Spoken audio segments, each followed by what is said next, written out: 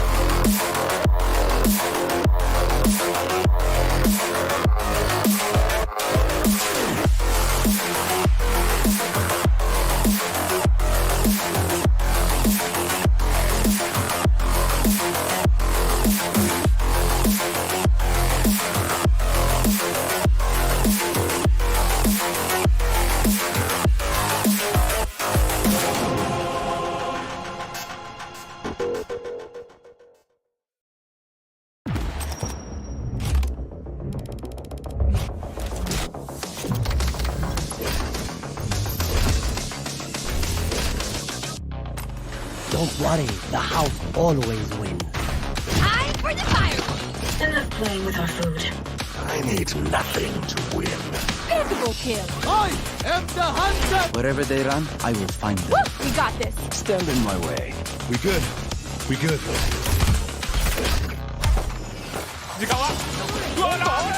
Entrada e vem a metà brasileira. Bem posicionado, estraga prazeres evitáveis. They played safe on this. He gets one. Sen hep düşürecek elimden ama Están encontrando la baja de Tiki, quieren tomar por baño, pero sorprenden desde la... But he's all alone, gets another! And there it is! One enemy Very close. Oh, Arsenal!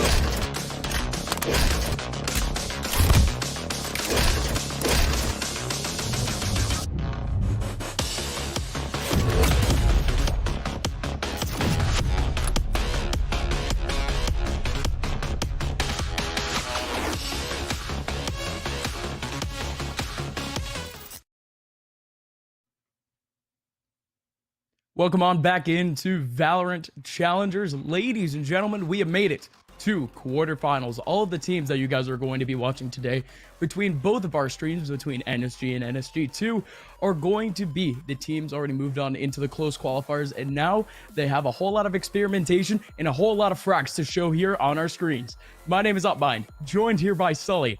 And yesterday was a fun one, Sully, as teams were fighting neck and neck to make it into the close qualifier. Yeah, yesterday was a completely hectic day. We saw some of the best considered in North America fall to teams that were certainly a lot weaker. I feel like the highlight game was obviously 100 Thieves getting knocked out in the round of 16 to Carpe Nocturne. Apologies, I think think it was the round of 32. They lost 2-0, 13-11 on both maps. That was one of the biggest upsets we have seen for, I feel like, quite some time. And on the other side, we also had XSET take a 2-1 victory over TSM in what was probably one of the best of threes of that night. I mean, it was an absolutely sick, I think split went to triple or double OT even. So, I mean, huge storylines being developed here. And on the other side of the bracket, you mentioned our sister stream, Nerd Street Gamers 2. We have got another banger matchup. It's going to be Sentinels versus Andbox. Andbox took down T1 2-1. So, I mean, they themselves have got a lot to prove. But today on this stream, Gus, we have got some major stuff happening.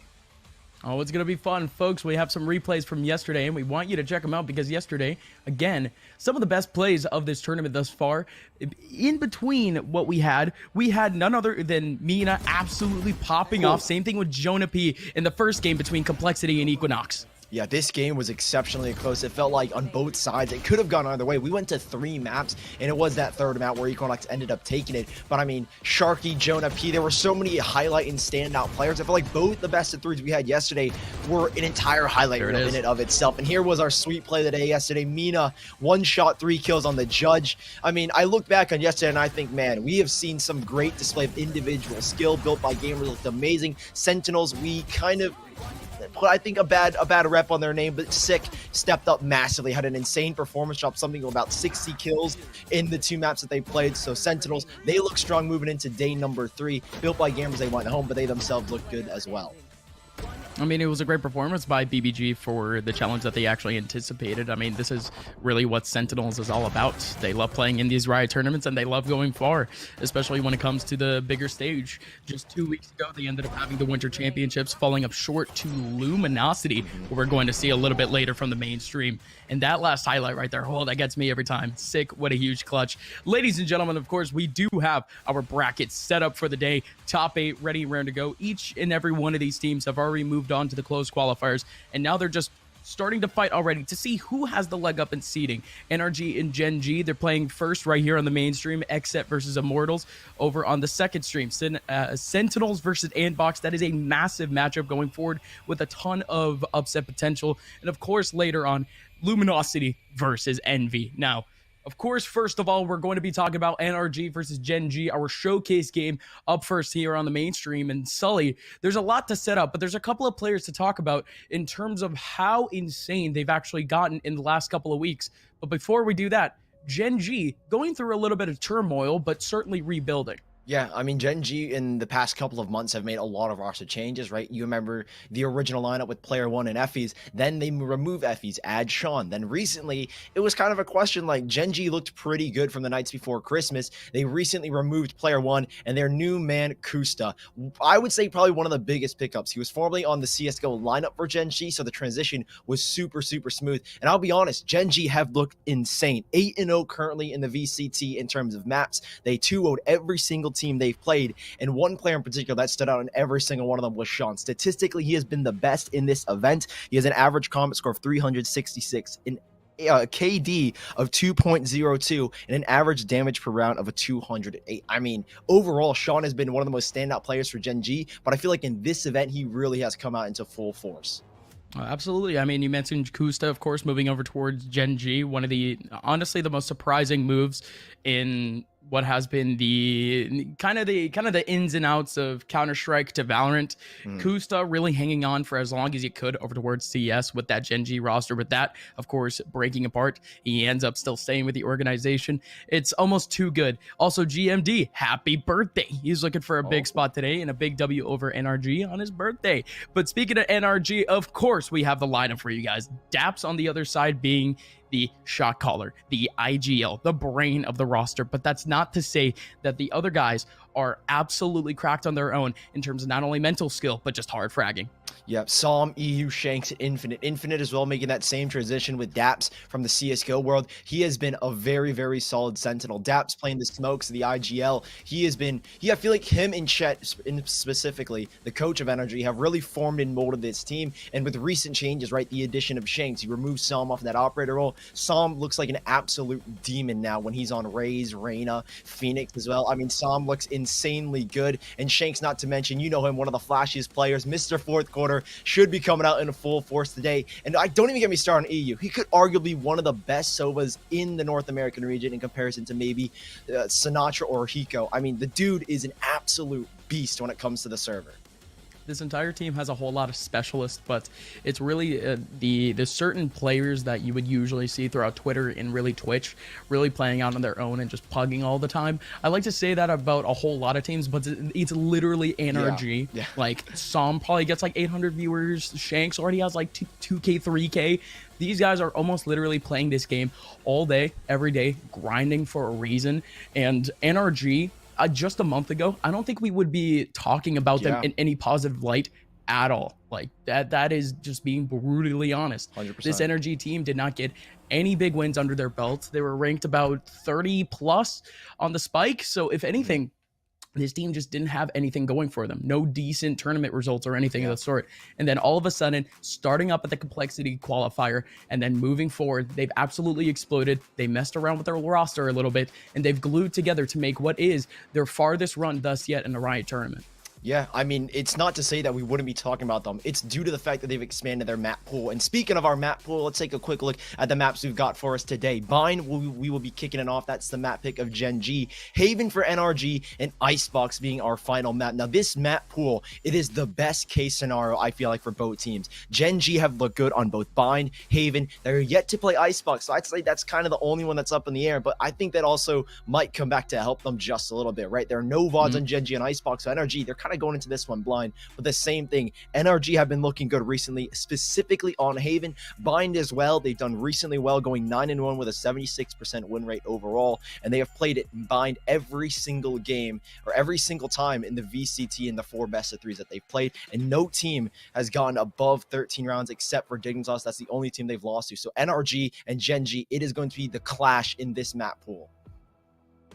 No, absolutely. So Bind coming into this one, these two teams are a little bit tighter in terms of statistics. Like I mentioned, Gen G with just about a 68% win rate, going 7-3. And more recently, here in the VCT, they played it a whole lot, playing 4 times and winning all 4 times. Yep. But you mentioned Icebox already. Dude, I don't know what on earth is going through the heads of Gen G. They have never played Icebox in an official game, and then they pull it out here in VCT. We were mentioning before, all 8 of these teams have already made their way into the close qualifiers. To some of these teams, maybe now is the right time for the experimentation. Now is the time to really get some of those pocket strats out there and really start to refine them. Icebox, I mean, it really is one of the counter picks that so many teams have not developed, and it just so happens to be that one of those teams is Gen G. Bind, however, starting things off, it's a good taste of what we get to get here in this series. Yeah, Icebox being that third map is always going to be so up in the air. Again, I kind of draw back to the fact that NRG, they took down Sentinels, arguably one of the best teams in North America, possibly even the world on Icebox. We are yet to see that Icebox map really come into full force, so many question marks going in. But we're started here on Bind, NRG on the defense, Gen G on the attack, and already we know Sean, he's gotten aggressive and he's already gotten the first frag. Sean's still on the front lines, and he still has a whole lot of players from NRG still trying to flank on him, and indeed it happens. Som and Shanks, both with openings, and Shanks still looking out towards the back line with 2 actually wanting to approach the back spawn area. EU, what on earth? Let's go beaming through the smoke with a knife, but not going to get anything out of it. This could be big for Michael, but there is a wall up in Hookah. I mean, who would have expected it? NRG, they're already covering their path to really make that rotation as long as possible. And not only that, but they still have one player over towards that A side if another teleport does go on. Shanks is here on the rotation. Same thing with that Sage teammate that put up the wall. Now they just wait out for the approach. Shanks does get one back. Even then, Michael from up top with a couple of right clicks has to go big on 2. Gets the headshot, but just doesn't have enough bullets to get another one into Daps. Daps wins it out in the end, and that one was looking a little bit tricky in the end, but NRG had full control in a scrappy round. Big pickup as well. And to dive deeper into the agent composition that NRG are running, this is one that I feel like they've definitely been experimenting with, right? Infinite, obviously not necessarily an initiator. We typically see him on occasionally, I think in the past, especially during Winter Champs, he was playing the Brimstone. Daps was switching back to the Sentinel of Cypher. But this is an agent composition that they are definitely experimenting with recently, right? It's not there set in stone. And I think it's a big talking point that NRG, they're trying to diversify their agent composition. And this is a really good start. Already Infinite getting lots of information off of the blinding light as Sam looking to contest. Another great blinding light, allowing him to swing. Down goes Sean, and it's a follow-up. It's GMD. Quick, clean stuff. And already, it will be a trade back, but it's a 4v3 in the space already created for EU. Yeah, no, don't know what the what the move was. Almost literally just stat padding at this point. So, well done. He succeeded. As now EU is here to try to collect up a couple of frags. Michael actually gets one back. But there you go. That's the round back for NRG. The second round conversion can be actually kind of tough for a couple of teams, especially if you had Gen G actually starting to hold W over towards that B side, but NRG had actually called that out a little bit early. So nothing too much, folks. We have Gen G back on the rifles, and it doesn't seem like, from what I've seen them on Bind before, they tend to go for a whole lot of defaults. You see about 4 or 5 of them just on their attacking side alone, but they're starting to more or less start to tighten up towards that B site. Still some split presence though. Yeah, early bird now as well from Infinite. Doesn't see anything, so to his knowledge, there is nobody out towards long. You said Gen G playing the default GMD. Really gets a double there. Sam exposed by the Cypher Tripwire. Goes down to Sean in an instant trade. And with NRG on the bonus, they've decided to get extremely aggressive, right? You see the wall from Daps to prevent anyone flanking them as they push short, but it hasn't worked out the way they were hoping. 3 versus 4, Gen G account for this aggression. And with the kills that they've got, are going to take things super slow now. Kind of have to at this point, but even then, with NRG already losing out on the first 2 interactions, they were already feeling a little bit aggressive just from the round before. I mean, nothing much to it. I mean, you win that one out, you more or less condition Gen G to just become as safe as possible or potentially go for a couple of desperate routes. Yeah. So honestly, not a bad move. It is a little bit of bonus for them too. They're going to be able to buy back into the next round. But still, with 2 over towards that A site, they still have a stellar chance at making this back. The Owl Drone going to get banged out. EU still behind. Oh no, still behind. That smoke waiting up for the approach. Double satchel, and Win is there off the information to get the frag. Daps the only one here on site. Actually goes right into U-Haul. Sean doesn't spot a singular thing with the spike going down. Daps could make some noise. Indeed he does. Going to be able to get one. Now this just restricts things down to a 2-on-3. Little mini flash, but the post plan for Gen G is not too bad. Big wall up. That'll keep Daps at least out of the mix for now, but he needs the kill. Ooh, onto Kusta, who dances around the box. Trailblazer faking out the info, but Kusta nearly gets taken down. If maybe the Trailblazer actually leapt into him, he actually would have gone down. Now Infinite, I think at this point, is going to look for a couple of exits, but Kusta denies him 1 HP. Jeez, yeah, that Trailblazer definitely would have taken him down.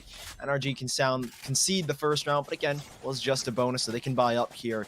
And Gen G, they don't suffer as many casualties as I think NRG were hoping for. If they could have gotten rid of Kusta, that would have made the round a whole lot more worth it.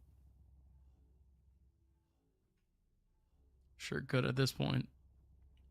But like we mentioned, bonus in the last round. And really it's going to come down to how clean Gen G can get early control of some of these back choke points, because that's been their goal for a lot of these rounds.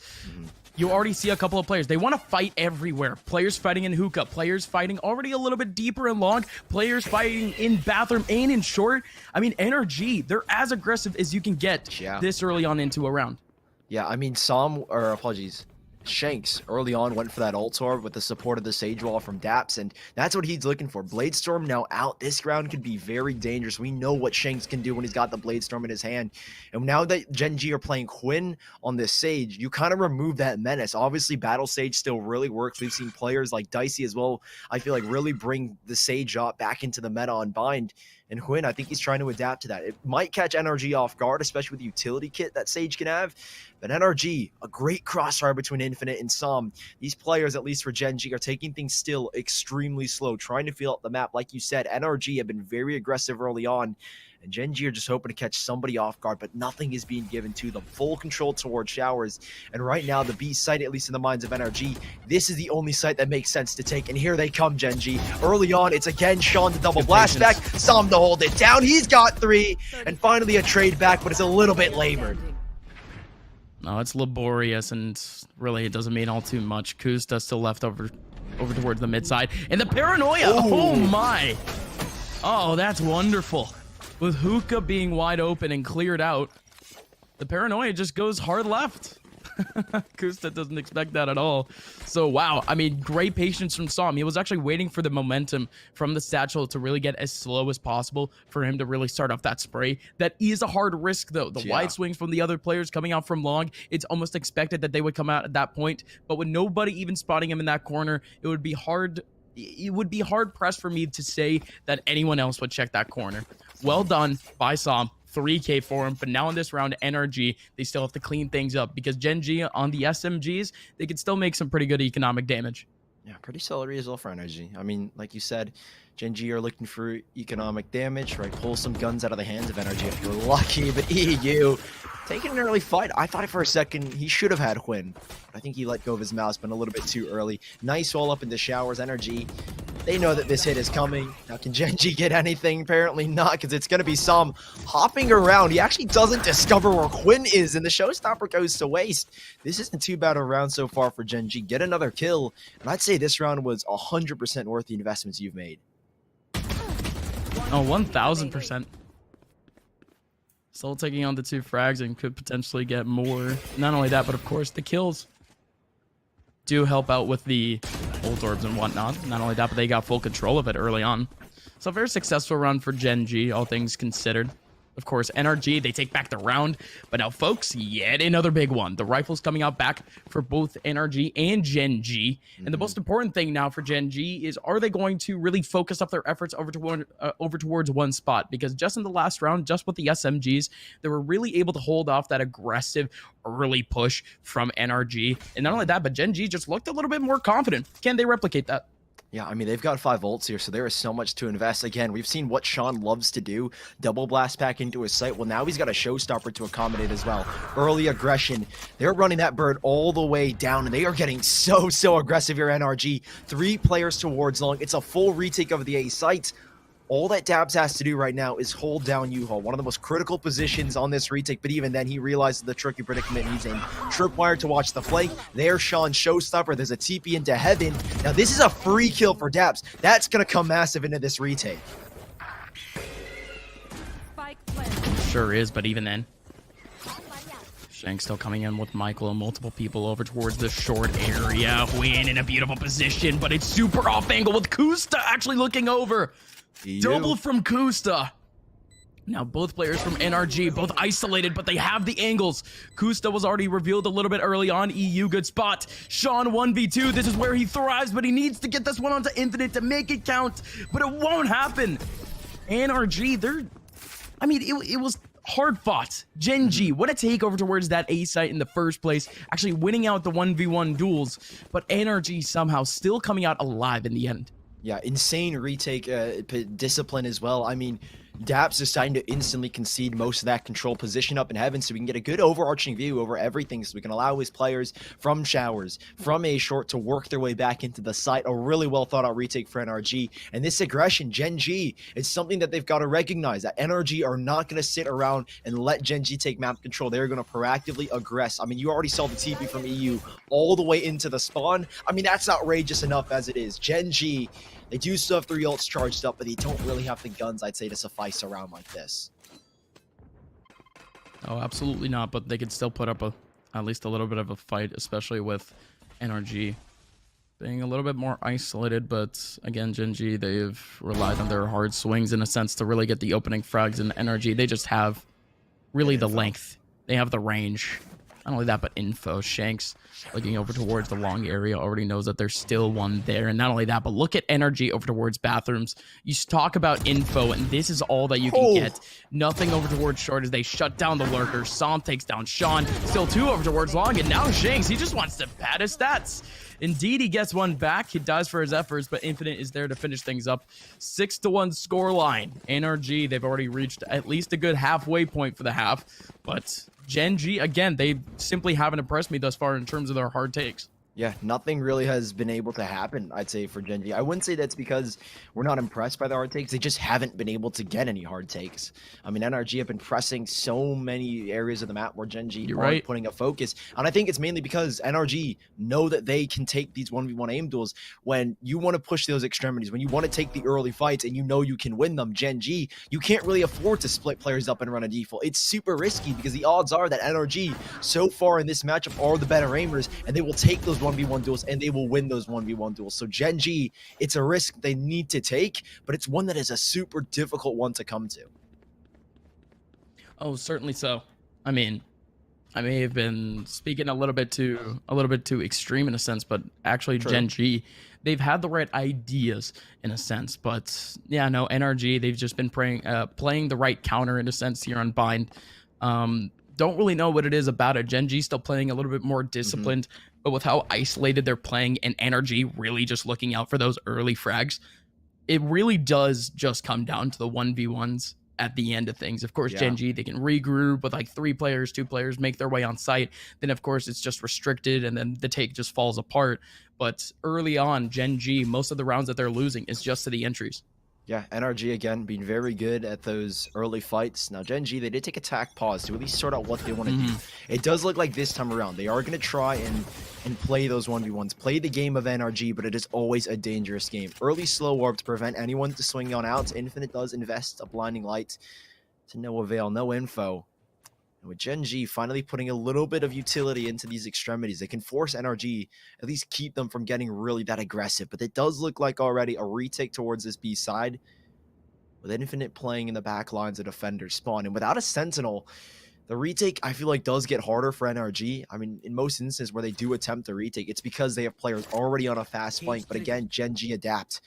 They ensure that they have one player watching. That'll be Michael. Owl drone into Hookah to clear it out. They're trying to sell a fake. NRG won't take the bite. Still 4 players here and 3 grouped up for Gen G in the showers as a crossfire being held with Shanks and then EU up top right outside. This could be a very nasty surprise for Gen G if they're not prepared. No, this is just an insane cross, but there you go. They were ready for it.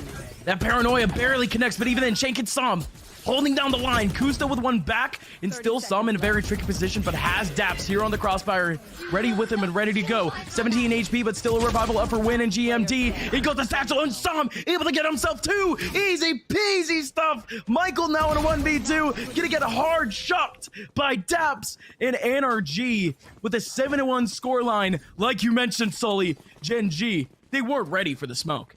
NRG looked amazing. Quick recognition. They knew the hit was coming. Infinite had all the info, or he didn't necessarily have any info, but all in his mind was, let's just play on the retake on this B site. That's all they were going for. In Gen G, they walked right into the jaws of NRG. 4 players stacked. Instant solo orb from Daps and a follow-up with the paint shell grenade from Som to force players away. It doesn't get better than that for NRG. Gen G down in the dumps economically have to go for another half buy, where the only rifle they've got is a Phantom. It's unfortunate it's the hero rifle, but you know, even then, for what we're seeing from NRG, they're doing actually a really good job at just predicting where Gen G will go. I mean, last round, of course, they had a little bit more hard stuck of an A take, and now this time it's 3 players, and Som this time, he's still fragging out at his own, getting 2 easy ones, and once again, it's going to be NRG holding W over towards B main and trying to get themselves kills. EU takes down Michael. There's one just chilling and teleporter, and oh boy, Wayne literally had 0 chance. Are you kidding me? 2 players appear in front of his screen. No chance you're going to survive. And of course, it has to be Som. Him and Shanks have been incredible in the 9 rounds that we've seen so far. And I mean, NRG, what more can we say? They are just able to take these duels. They are so confident right now. I don't think that's the most dangerous thing about NRG. I've spoke that when NRG are confident, they can beat any team on any day, and we've seen that recently. But when they get maybe a little bit too confident and it turns into cockiness, things do end up getting scary. But right now, in the moment, they are as confident as can be. Som is fragging out. Shanks right behind him to support players all around. I mean, there's nothing you can do in that position as well for Quinn. So unlucky. It's like a magic trick. Dude, it's not only like a magic trick, but it's like one of those old like James Bond movies, Yeah. dude. They each had each other's 6, dude. They just went through the teleporter back Watching to back. both She's like, angles, I got yeah. your back, brother. Go, go, go. Why'd I call it a James Bond movie? Could have been like an old war movie. Something of the sort. Is what it is. Ladies and gentlemen, of course, we do have the 10th round coming up in NRG. Still trying to hold back over towards the B site. They're actually going for an early hard rotation. Although this is a default from Gen G, they're stacking up, if I'm not mistaken, still 3 players over towards this side, 2 over towards the A side at the moment. It's a little bit weird, but Gen G, they haven't really gone for any contacts. It's just a hard read. I think the thing is right now is because EU, they've been dominant towards showers, right? Gen G have barely been able to contest, and the mindset right now is NRG is we've dominated showers so much. Why would they try and attempt it again? And they are fighting for control. EU so deep. Daps able to play a nice offlane where he can drop slow orbs, try and delay, and there's the frag. The confidence from EU to find Kusta and a triple swing. Oh my God, Hwin never stood a chance in that situation, and Daps controlling this U-Haul position as well. There's really nothing you can do right now if you're Gen G. NRG, they've got this one unlocked, and Daps should have this frag as well. Just one player, Michael. Tricky position to be in, and against 4, they're all going to swing him in a second. Daps with the second frag of the rounds, and NRG 9-1. They are looking so good right now. I mean, it's every commentator's worst nightmare. It's a little bit too many rounds to not really talk about in terms of NRG. Every round just seems like the exact same thing. NRG, they hold they hold their line on the rifle round, sure. Gen G goes over towards the eco. We wait for a couple of contacts, and then eventually, like Shanks or EU, they'll go over towards long. They take the first contact. Infinite gets the trade back. NRG wins another round. It's almost literally been the same formula. And Gen G, they haven't put up a fight just yet, but wow. This could literally be their opening when NRG gets too cocky. Why not? NRG double over towards long and win. He actually gets himself the lineup with none other than a stinger. If it works, it works. NRG, they do have one of the flank though, and EU has full control of the spike from long range with a Phantom can't get anything. So instead now it's a 2-on-4. I feel like I've just jinxed NRG. Whenever I mean, we I think we commentate both them, did. yeah, whenever we commentate them, I always say that line where their confidence turns into cockiness, and then they end up doing stuff like that. Hopefully that trend doesn't continue. Again, they are up 9-1, so they can afford, you know, around here or there. It definitely isn't going to hurt the scoreline too much, but NRG, that was a little bit ballsy. I like how EU at least was on a very fast lane, keeping up with the trend of NRG being super aggressive, and Gen G, they deal with it. Win good for the 2K off of the stinger. That was the biggest engagement that NRG ended up losing. And now it's kind of a gamble. They can maybe get a revive at the EU. I think maybe that's the plan right now, right? Daps can make that long rotation, bring EU back into the fight. If they want to bring Sam or Shanks back in to get Shanks' Blade Storm to allow a better entry, who knows? But this is a decent winnable situation for NRG, but it's all about this revive. There's a trip, and Gen G, they will be prepared for the flank to come in no matter what.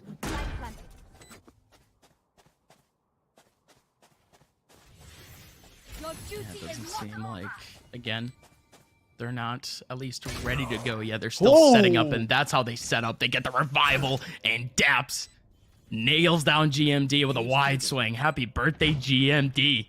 It's a rude awakening, to say the least. Kusta now over towards Hookah. Could get a wide swing from EU, and indeed he does, and he's able to get the kill back.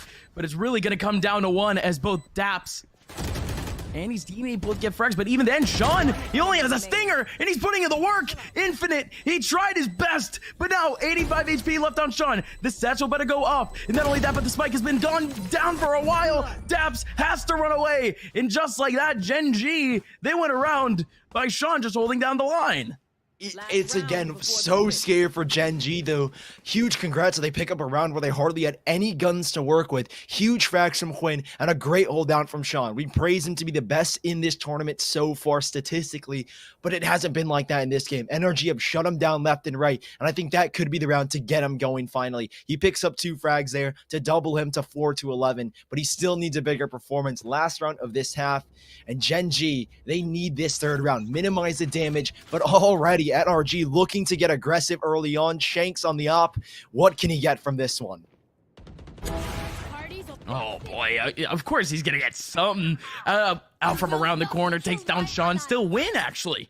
has the revival back, and he picks back up Sean. So the Sage v Sage, both getting resurrections 2 rounds in a row. A couple of cabbages, a couple of seekers over towards mid. Gonna be able to get a little bit of information off of that flank, but even then, Gen G, they're still staying on fairly confident on where they are. Of course, no man disadvantage just yet, but with Kusta being really on the lookout over towards this A site, just trying to get as much info as possible. And not only that, but 4 players over towards this site, Gen G's got to be feeling good over towards the B site. But that's if Kusta can really make some work happen. Oh boy, he's got to go for the peak now. EU has escaped. Same thing with Shanks. This might get dicey. I think they just hopped over the trip as well. If not, EU is going to make the TP, but Infinite, all of this information. And Shanks, he's able to catch one off guard. Perfect, but again, you mentioned Kusta and that late lurk. A nice tag onto the backside of GMD, but it's not going to net them a kill just yet. They will take control of U-Haul, and it was Kusta. This position, you foreshadowed it, and well, it's come to fruition. Michael, ready for the flank. Ooh. Are they prepared? They're about to walk into each other. EU with his back turn. This is an easy kill, but they will be wary of the flank now. 4 versus 4 and a showstopper that Som ends up shutting down. 10 seconds left in the spike. It's barely made its way to the site, and Shanks has just won them the round. 4 kills on the Bladestorm, and NRG have double digits. We only get a glimpse of it, but you can already feel the glory. Beautiful from Shanks. Just toes the line between himself and Kusta, makes his way towards the back line of Long, where again, Gen G has no info, and instead, NRG, they play the patient game, they play the long game, and it works out because of a man named Shanks. Both him and Som, the dynamic fragging duo, man, I mean, they've gone huge. It's a 10-2 scoreline going into the second half. And again, although he flicked away, you could tell that Som had to pull an insane flick to actually get that kill. And not only that, but Shanks with a cleanup. Yeah, insane stuff from NRG in the first half. Now, Gen G, this is their better side statistically in recent times, right? 60% win rate. But then on the attack, they had a 58% win rate. So the difference doesn't vary by much. NRG, they've been looking really good. Or apologies, those were the stats for NRG. So on the attack, they are just as good. Gen G, they will take this moment. I think it could be attack pause, I'd imagine, right? You need kind of that mental reset. You've got Blank behind you as the coach, kind of sorting things out mentally. You really need to reset here. And it is going to be a difficult ride. You're on the defensive side. It's going to be a lot easier. But due to the style of NRG, you know how aggressive they can get. You know this is not going to be an easy fight. Certainly not. They're just biding their time. Round's about to start, and Gen G, a 4-man B stack. This could be absolutely nuts, but again, NRG has most of their bodies over towards the A site, and so much noise is being made over towards B. It's literally just Som. Som taking away all of this attention, all of this pressure, all of the players from NRG just staying away from that teleporter area, staying away from bathroom, just so they could get the first contact on A. Som is not only going to get a first contact and a first pick, but also going to bait out a whole lot of util that is so successful for Som. And not only that, but Gen G, down a man, have to make this full retake. No charges. Big play from Som, and the fact that he gets out of there alive is outrageous. Like you said, a whole lot of utility, and I'd say 2 of the biggest parts of this retake. Slow war baited, wall baited, paranoia baited. How do they even go about this? There are no flashes left here for Gen G, and a whole lot of players grouped up in U-Haul. Som with this lurk, Som with this late rotation, and the wall is up. Everyone's got their backs turned to him, and Som had a firing range. He fires downrange and is only able to get one, but there's not much you can do here if you're Gen G. They are bringing it back. 2 versus 2, a wide swing from 1, and it is going to be Quinn to take the round, but is there time? It's going to be so close, and there isn't. 2 seconds, and the wall is what saves them. Huge engagements, and everybody goes down, but NRG pick up the round. Kusta thought he was safe too. He tried to escape through the teleporter, but putting that into the larger angle, what a performance from Win. Again, Gen G absolutely needed that pistol round. They still have a little bit of economy from that round to really have a leverage on top of NRG, purely because of the fact that really both of these teams are going to be at around the same angle or at about the same level. Yeah. So if anything, this should be the round to look out for. Gen G, if they lose this, it is almost literally wraps. NRG still with a little bit more even of an approach, but Gen G, they're going all in over towards the long area. Double up, but double satchel on sight, and Win is there to help out. Beautifully done by Gen G early on, as now NRG need to make their own way back. Full buys worked out really, really well for them so far. Lots of info. Shanks recognizes the threat to the right, but GMD, perfect swing. And he gets the frag on back. 2v3 now. It is Daps. It is Infinite. Bigger brains of this NRG side have got to pull off a massive clutch, and those paint shell grenades have done a whole lot of damage. Now Daps up close, gunned down by the Stinger because of the faster fire rate. Now Infinite with 49 HP. A shame you can't heal yourself, but this round goes the way of Gen G. The force buy ends up working, unless Infinite again can pull off an insane 1v3, but the probability is probably super low. You know, I'm no mathematician, but it doesn't seem like the odds are in his favor. Doesn't look like it. 30 seconds left. I did the math I too. kind of I did failed the math as well. Yeah, no, I kind of failed calculus in high school, so I can't really refute that or approve of that, but it is what it is. I don't know, big number, little number. It does seem like NRG doesn't have that great of a chance, and actually Infinite, he would be better off actually saving up this round or potentially trying to get that last second plant for a little bit more cash in the bank. 5 seconds left, 4 seconds left, barely going to be able to get it. And actually with an angle in, can't get it. Barely on, but there you go. Gen G, they have themselves a third round, and like I mentioned before, with both teams really being able to force up at that last round, it was anyone's game. It just had to come down to Gen G really trying to tighten things up and actually trying to play at NRG's own game. They were the ones that forced out the back choke points. They were the ones that forced out the interaction within the first 10 seconds of the round. You saw that a whole lot for NRG in the first half, and Gen G just pulled one out of NRG strat book. No force up here for NRG. They're going to try and stay as economically stable as possible. When you've got a lead this big, you can afford to lose some rounds. You don't really need to give them the economic ball. Don't let them get it rolling.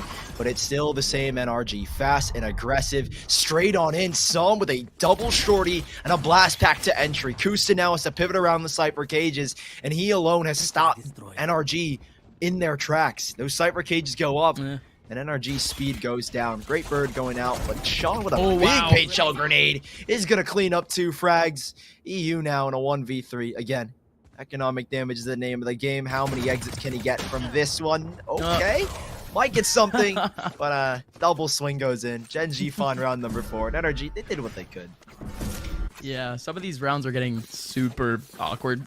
Yeah. It's going to be interactions like that where we just have to be like, huh. Right, moving on.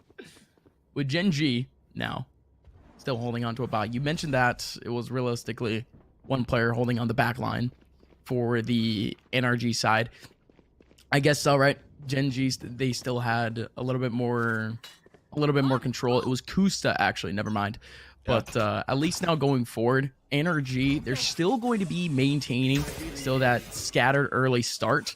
But never mind, they have that scattered early start purely for the sound, purely for the utility. You have a Raze throwing out a nade over towards mid. Now they attract the 3 people over towards B. They maintain them there.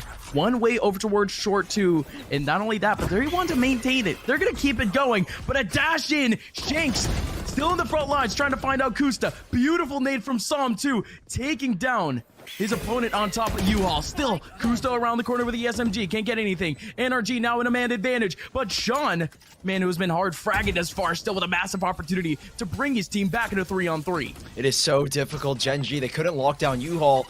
And NRG are investing everything into this control. Slow warp down, Paranoia ready to force them away even further. But the wall goes up, and so does the revive. NRG, they've got their backs against the wall. Gen G are putting on pressure, and they need to retake these positions. Sean with a big frag. You mentioned his name. Well, there he is. But here comes the showstopper. Nothing connects. And Sean with 4. Gen G survive for another round and keep NRG off of 12.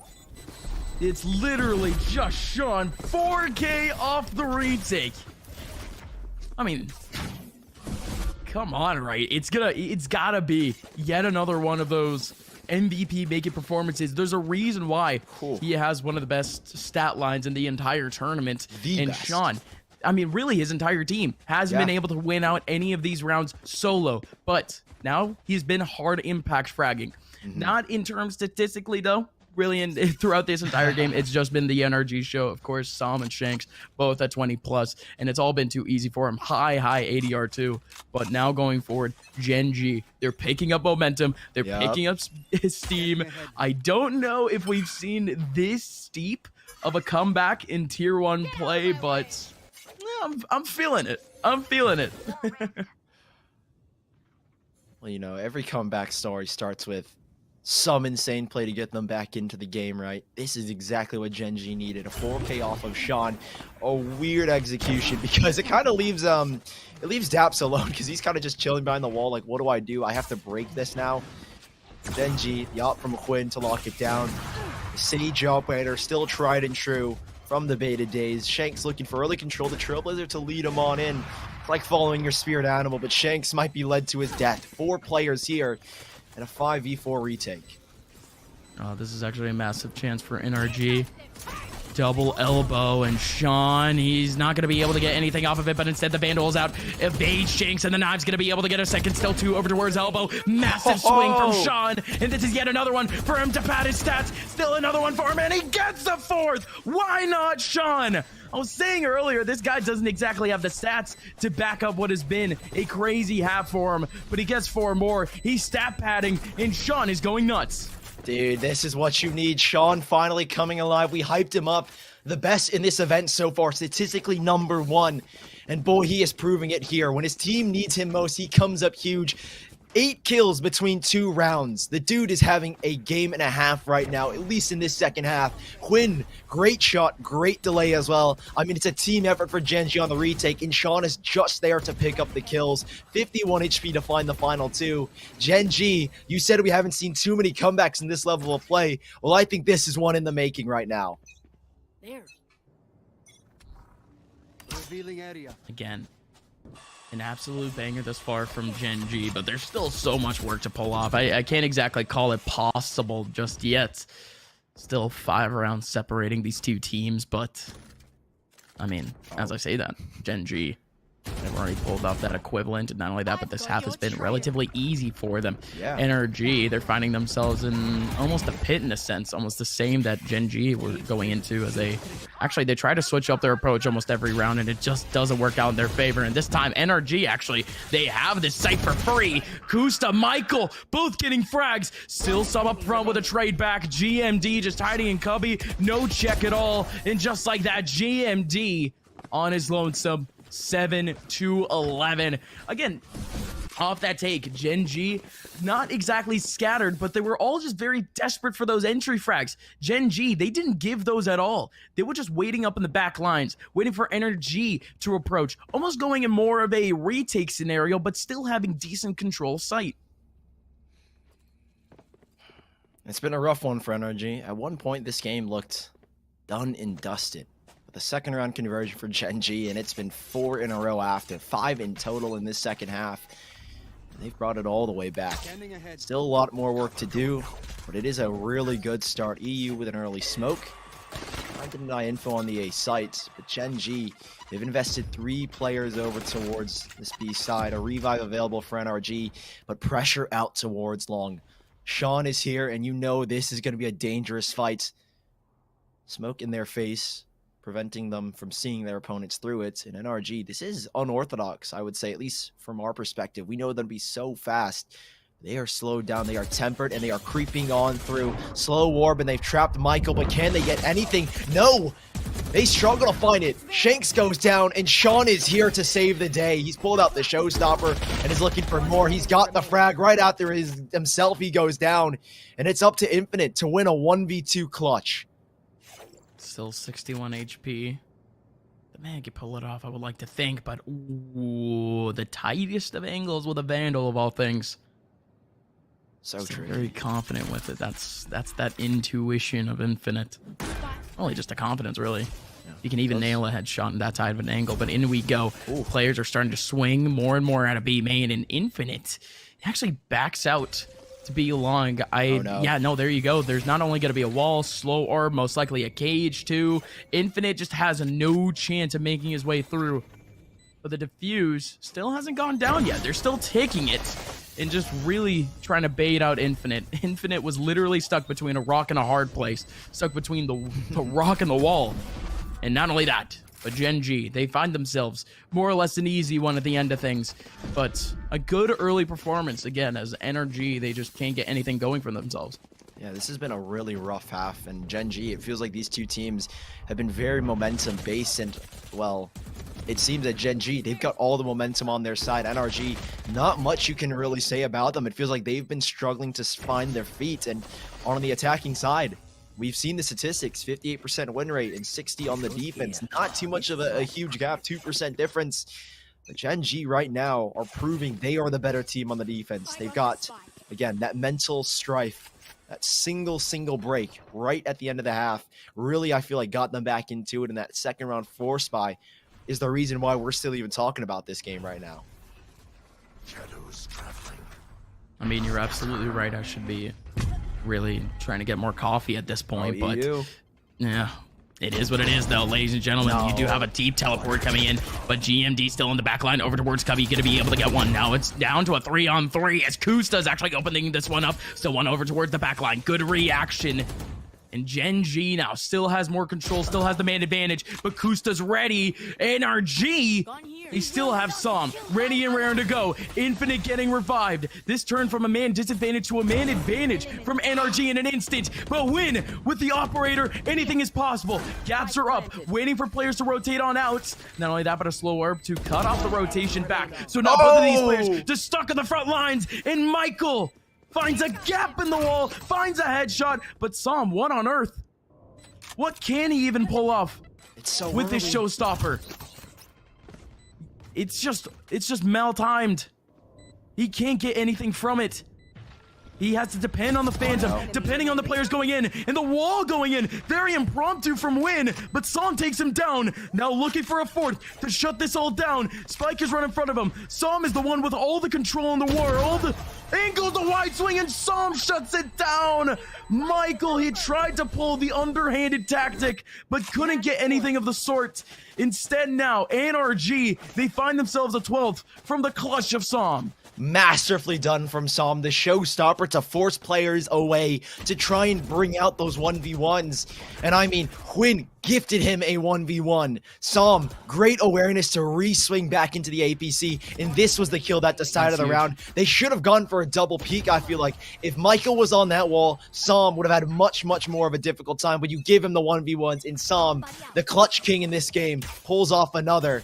And NRG, they have finally found their way to 12, but now they need just a little more over to get to the finish line. Sully, imagine the swing. Michael goes lower, and then you just have two completely different angles for the peak. I mean, that could have been so much more different for Gen G. But instead for this one, I don't think their momentum is really halted by any means, but this one's going to be tough. NRG, they have all the bodies in the front of sight. Shanks has been so successful in these sorts of situations, but he's not going to be able to find anything. Instead now, Kusta with the ulti, gonna be able to find all that information, but still NRG with full control of this site. Except for U-Haul, however, there's one player really just ready and raring to go, and it's none other than Sean, but Som comes back with nobody watching the back line. 3v3 now, as NRG looks to close things out with a spike going down. Revive available, though, here, at least for Quinn. Who can he bring in? There are no bodies near him. They need to get U-Haul control. I think that's the only place they can get a possible revive, but Infinite investing a Trailblazer. Som, a blast back to keep them away. Everything on the line here in map number 1 is Gen G.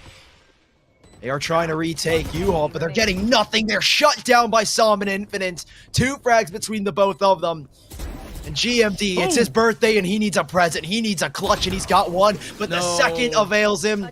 EU closes things out, and NRG take the first map 13-8. Man, I mean, is there really any lesson to be learned there for Gen G? I mean, they ended up losing so many rounds early on. I mean, it looked like a pug for NRG at some points. It looked disorganized, but it just looked like they were confident most of the time. Like you said, sometimes their cockiness got the best of them, but that didn't really affect them all too much in the first half. So instead, NRG, they get that 10-2 lead. They eventually make it in 11th. Gen G makes it back. But could that be a rude awakening for this Gen G squad, because Bind is definitely a map that they've had quite a bit of success in the very near past. Yeah, I mean, there are so many question marks moving forward. I think going into this game, a lot of people saw Shanks on Yoru recently, and that was a big question mark for me, but it didn't even bring it out. I mean, so many agent composition changes, so many question marks, and a big one for me is who's going to take map number 2? We don't know. You guys don't know, so let's find out together in just a little bit.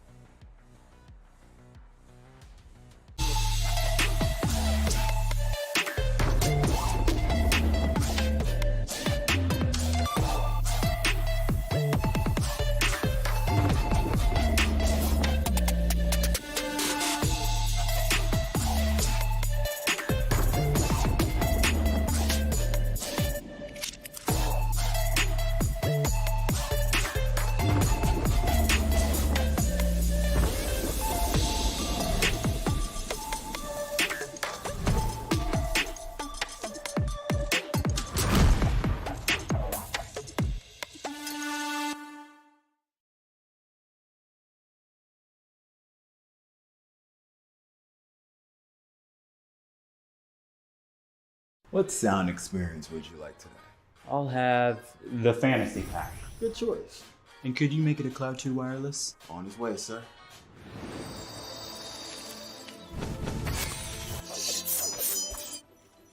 Sounds amazing!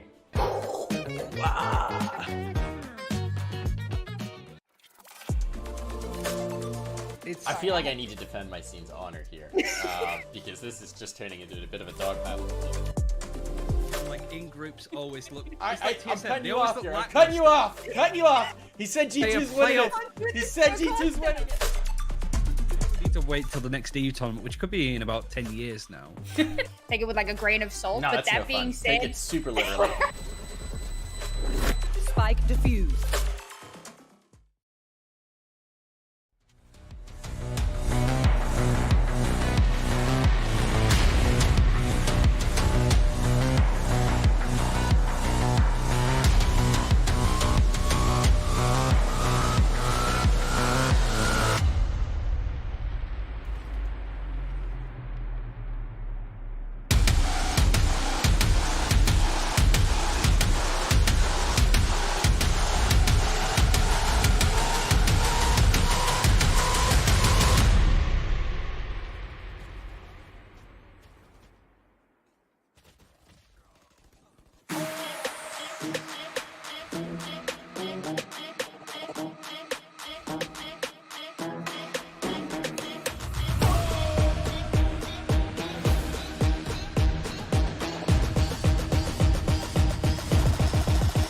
The money in the bank. Hit you with the bank.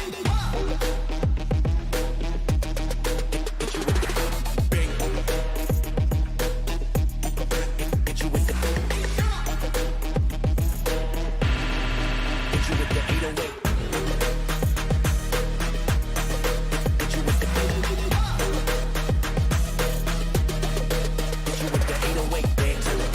Bang to the break. Bang to the break. I'm a boss, and you know that I'm finna shine. Got the money in the bank.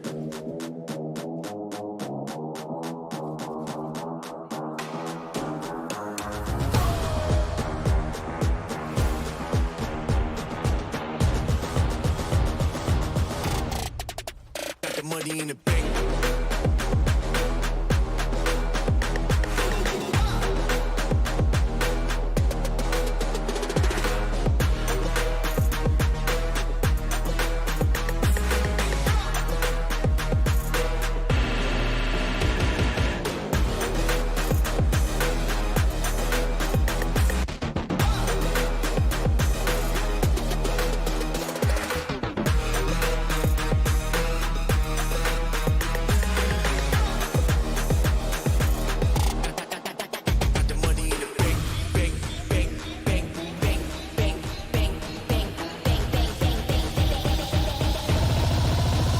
Money in the bank. Hit you with the 808.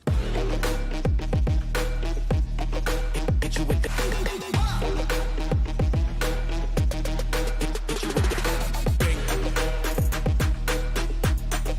Hit you with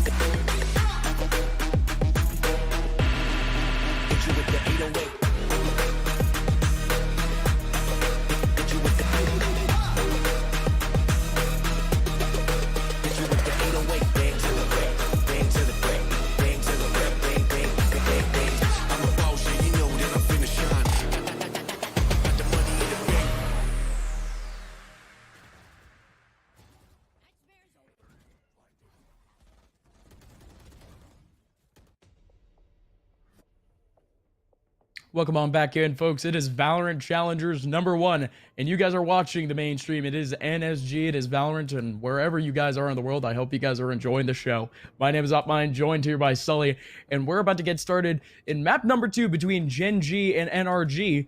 But Gen G, they seemed like they were very much on the road to making one of the biggest comebacks in Tier 1 NA Val.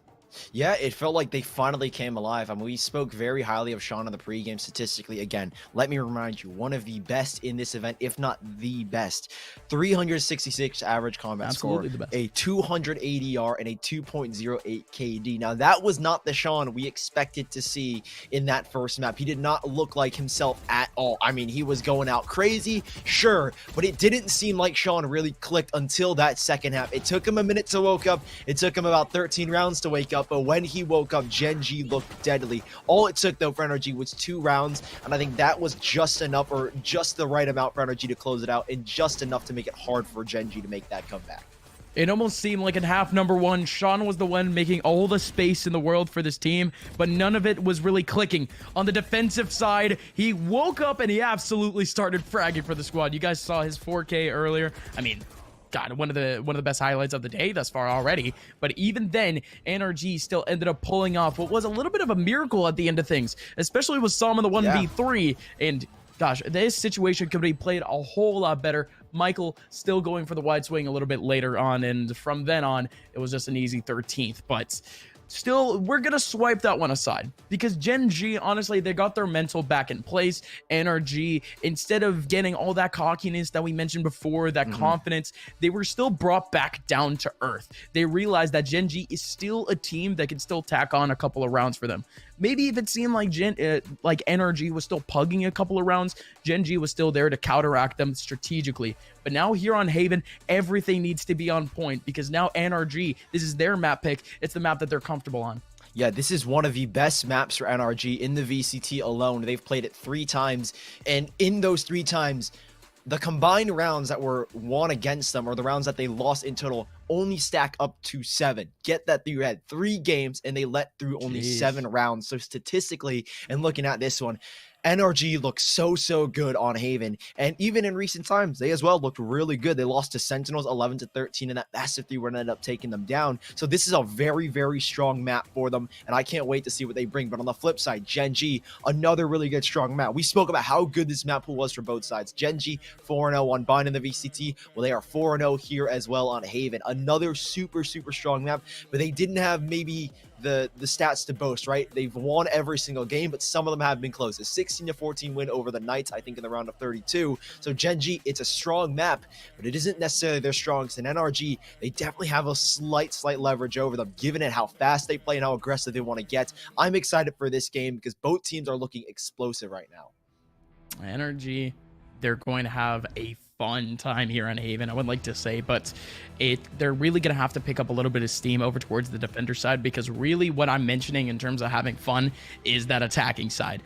Because, man, these players in terms of Shanks and Psalm, they find one choke point, they find one isolated position, and they can just make their way on easy peasy, couple of wide swings here and there. It's their playground, but in terms of this agent select, it seems more or less what we expected. Yeah, I mean, it's the most bread and butter. I feel like the Phoenix for Psalm, the Phoenix on the other side for Gen G, alongside Huynh finally back in the Jet Op. I feel like the last map was a lot of experimenting for both teams. You kind of set it up that this is the time for teams to experiment, figure out what works. And one big thing that's been brought to, I feel like, a lot of pros' attention, a lot of teams, is they need to diversify their agent composition pick. But this map, there is everything on the line for both of these teams. Gen G, a chance for a 3rd, and NRG looking for a 2-0, so they're bringing everything. EU back on the Sova. We mentioned he is arguably one of the best and most consistent players on Sova in the North American region, up with the likes of Hiko and Sinatra. The way he plays it is just fantastic, so we'll see if he can keep that going here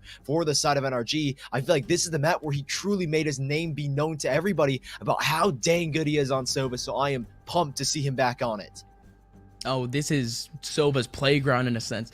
The A and the C sites, I mean, consider them lost whenever you actually have a Sova on board, because you just get the most insane highlight plays. The lineups over towards C is very much reliant on the shock darts. and getting yourself at least a little bit more control over towards site. But when it comes to the A site, oh man, I mean, if you remember BCJ, dude, that is so pliable. Whether you're on a retake or whether you're on site, you could still take up so much space because of how open that site actually is in terms of the outside areas. There's not too many places for you to hide. Sova can have so much fun on this map, and I can't wait to see what both Michael and EU have for us today. But even then, folks, we are seeing most of Gen G this early on, mostly stacked around the C site with 3 players, actually 4 players, for NRG ready to go on a fast rotate. Yeah, they do have a retake cam set up in Gen G, fast pace. That's the tempo you want. Let Sean do his thing. Let him find kills, and let someone maybe explode in as well. Frenzy to their faces. It's the dynamic duo, the deadly duo of Shanks and Som. Silence in the works, and they take the kills for themselves. Nothing that you can do if you're Gen G right now. 4 versus 1, and it is a sweep from NRG on the retake. That is fast, and that is deadly. Well, there you go. Like you mentioned, the retake cam, it was spotted out a little bit early, but this is something you just don't expect at all. Seriously, that B and C site, those were about to be retaken so easily by NRG, no matter what Gen G did. They were hard relying, yes, on a singular player over towards the A site, so if anything, Gen G, it was a little bit of a coin flip. It was a 3-sided coin flip. I don't know how that would work, but even then, NRG, they had all of their options covered, and because of how aggressive their players can be, especially Infinite, who we saw a little bit over towards that first map, but couldn't exactly explode purely because Shanks and Som took their shirts off. It is what it is. Now NRG in this second round, they have their SMGs, and they're facing up against the pistols of Gen G. Gen G, they want to maintain their economy relatively even, just so they can get a whole lot of util and the firepower back in the third round. Right. It's not as desperate of a situation as maybe that first map, second half position where you're down 11-2, so you don't need a full buy here. They're going to try and keep themselves, like you said, economically stable. Same thing for NRG. Shanks popping off, doing what he does best, running and gunning with the Spectre. 3 kills, NRG amass. Well, there's not much you can do here if you are Gen G. Shanks continuing this aggression. He wants the Blade Storm early, but he wants this third frag more importantly. And well, he'll be gifted that. 2 now off of the ulti. And NRG, they find a second round. All 5 players alive. No damage dealt. And it's a full bonus going into the next. But Gen G themselves will have the guns to play with. And this is where things can get deadly. Is the pace going to hold up? Or NRG going to be able to deal with it? If NRG deals with it, then I think we're going to see yet another map 1 type situation where, again, Gen G, they can't get anything going early on in the game. NRG wins the bonus. I mean, that's everything for them, especially with how momentum-based the team is. I mean, from the outside looking in, if you're from Europe, if you're from Asia, you look to North America as this momentum-based region with all these players being such characters in a sense. But NRG literally embodies that. They get a sense of confidence. They get a sense of momentum, and they absolutely explode. And just like this is how they can build it up. Double long at this point, but Kusta is the one beaming through the smoke. Actually, going for the first frag and then transferring the spray onto Som. That's a massive start from Kusta, but still, Shank's still alive, still control of long, but Gen G, they've already readjusted with GMD on the lurk over towards C. There's that camera again, though. I think at least in this position, Infinite's going to pop those cages. He's going to try and at least fake presence in the back of sight. That should be the biggest goal. A very well-timed smoke, though, here from Daps. That'll cause a whole lot of delay. Infinite, the cam is up. They know this hit is coming, but it's all about timing. Can he get the cages up at the right moment? Yes, he can. Perfect. And a big, big paranoia. And guess who's here on the site? Mr. Fourth Quarter's arrived, and he is ready to go. Flashes go in, but he's not ready at all. Never mind. Daps now in the clutch, and Gen G well adjusted, and Daps 1v4 is looking for some exits. Anything he can get from this would be beneficial, but nothing much. Gen G, what a great round from them. Gotta go back on your words, Sully. Shanks was a little bit ready for that. Looked away for the flash, but even then, for the rest of that take, Gen G, well-timed, and really just opened up by Kusta more than anything. NRG, they had 3 over towards A and still 1 on a fast rotation over towards B. So if anything, they had all their options covered on that A site if Gen G really did want to commit to that. But just well done by Gen G. Didn't lose out on too many of their players realistically. only 2 casualties. So now going forward, their economy does start to build, but this is still very much a tense situation for really both of these teams. And Gen G is still very much showing it in early default, as they're actually really just waiting out for NRG to start walking into those enemy lines as they've usually been doing. Yeah, they're getting ready prepared for aggression, right? You know, again, like you said, waiting for them to walk into it. You know Shanks likes to get aggressive. He's got a Blade Storm right now, so even more reason. Spotted out and a kill for Shanks. Nicely done from him to find the opening. And in a round like this where you invest that Blade Storm and the rest have got rifles, Gen G need to be very cautious. Keep in mind, they walked away with all 5 players alive in the second round to make the third a bonus. So this is, again, a full, strong buy for NRG, except for Shanks, who's looking for the op in the next. But here come the curveballs. Infinite able to catch Sean through the Cypher cage, thanks to the trip, and everything falls into place. NRG in a 5v1. And Gen G, that momentum from the last round hasn't stacked up into this one. This is going to be a third here, NRG. Gone. 30 seconds left. This is literally all that Michael can do. Yeah, just exits. Just exits. Just waiting out what would be the safest positions possible. Yeah. Like right now, Michael is just looking over towards one angle. He can only get exposed from one angle. Could get flanked, but the chances of that are slim. But really, NRG with the early pressure once again. Gen G, they try to make their solo take, or I'm sorry, not their solo take, but the full take over towards C. But I think more importantly, you have the players from Gen G almost not enough pressure over towards that C site early on. And that's really attributed by how volatile the reactions from NRG has been in terms of the rotations. They put themselves in the right spots, correct, but they always have some sort of the right read in a sense. Yeah, they always show really good presence everywhere on the map to kind of force Gen G the way they want to go. And their retakes, NRG on the C site, when they've got the manpower and they've got the firepower, have been nothing more than, or nothing less than flawless. Again, all 5 players alive, even denying the spike at that point. So Gen G, rough spot to be in, but they manage their economy well enough. Quinn will be the only one with lacking a gun. He picks up a frenzy in favor of the Blade Storm. We do have a slight pause, a very early one. Gen G, one of the few teams that, at least in my mind, really fully utilizes tac pauses, right? In that first map in the second half, as soon as that half started, it took just a moment to breathe, a mental reset to get back into it. And I think this pause is to really talk things through, ensure that there can be no momentum built up for NRG, and it won't be at least a stampede like we saw in the first map where NRG gets 6-7 rounds in a row and it just gets uncontrollable.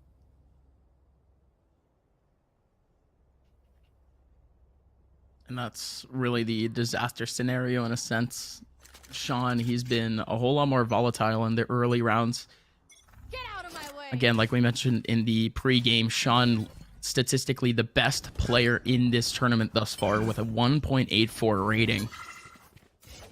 And he hasn't really been able to maintain that, that momentum or that streak in this game thus far. Of course, the second half in the first map, I mean, that was stellar, but that was when everyone was really at a high caliber level for Gen G.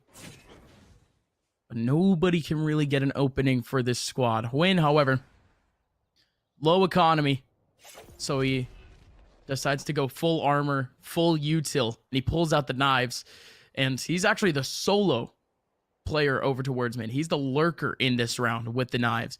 NRG, just in the round before, they had a whole lot of pressure over towards the A main area, A site area, but this time it more looks like they're going for a little bit of a retake scenario if Gen G really commits to this. I mean, Som has a run it back, right? You obviously have EU with his insane hunters here. We kind of hyped him up to be the holder of A and how good he is with his utility and how good he is in these clutches. Now Quinn is looking for these rotations. He's trying to cause a ruckus, but no one on NRG is biting. They've got a trip as well to cover their flank, so they don't need to worry about that. But this retake, there's the run it back, and Som gets aggressive. He's been full blinded, but so is everyone else. Infinite with one. There were the trades back, and exactly what they needed as Michael holds it down. 15 seconds left though, and EU caught off guard, but it's Som. The run it back is what he needed, and he's been sent back into the site as Quinn goes for a hero play, but NRG hold it down and the ults come to fruition. A fourth on the board, and Gen G, the time off, did nothing to help them in that one.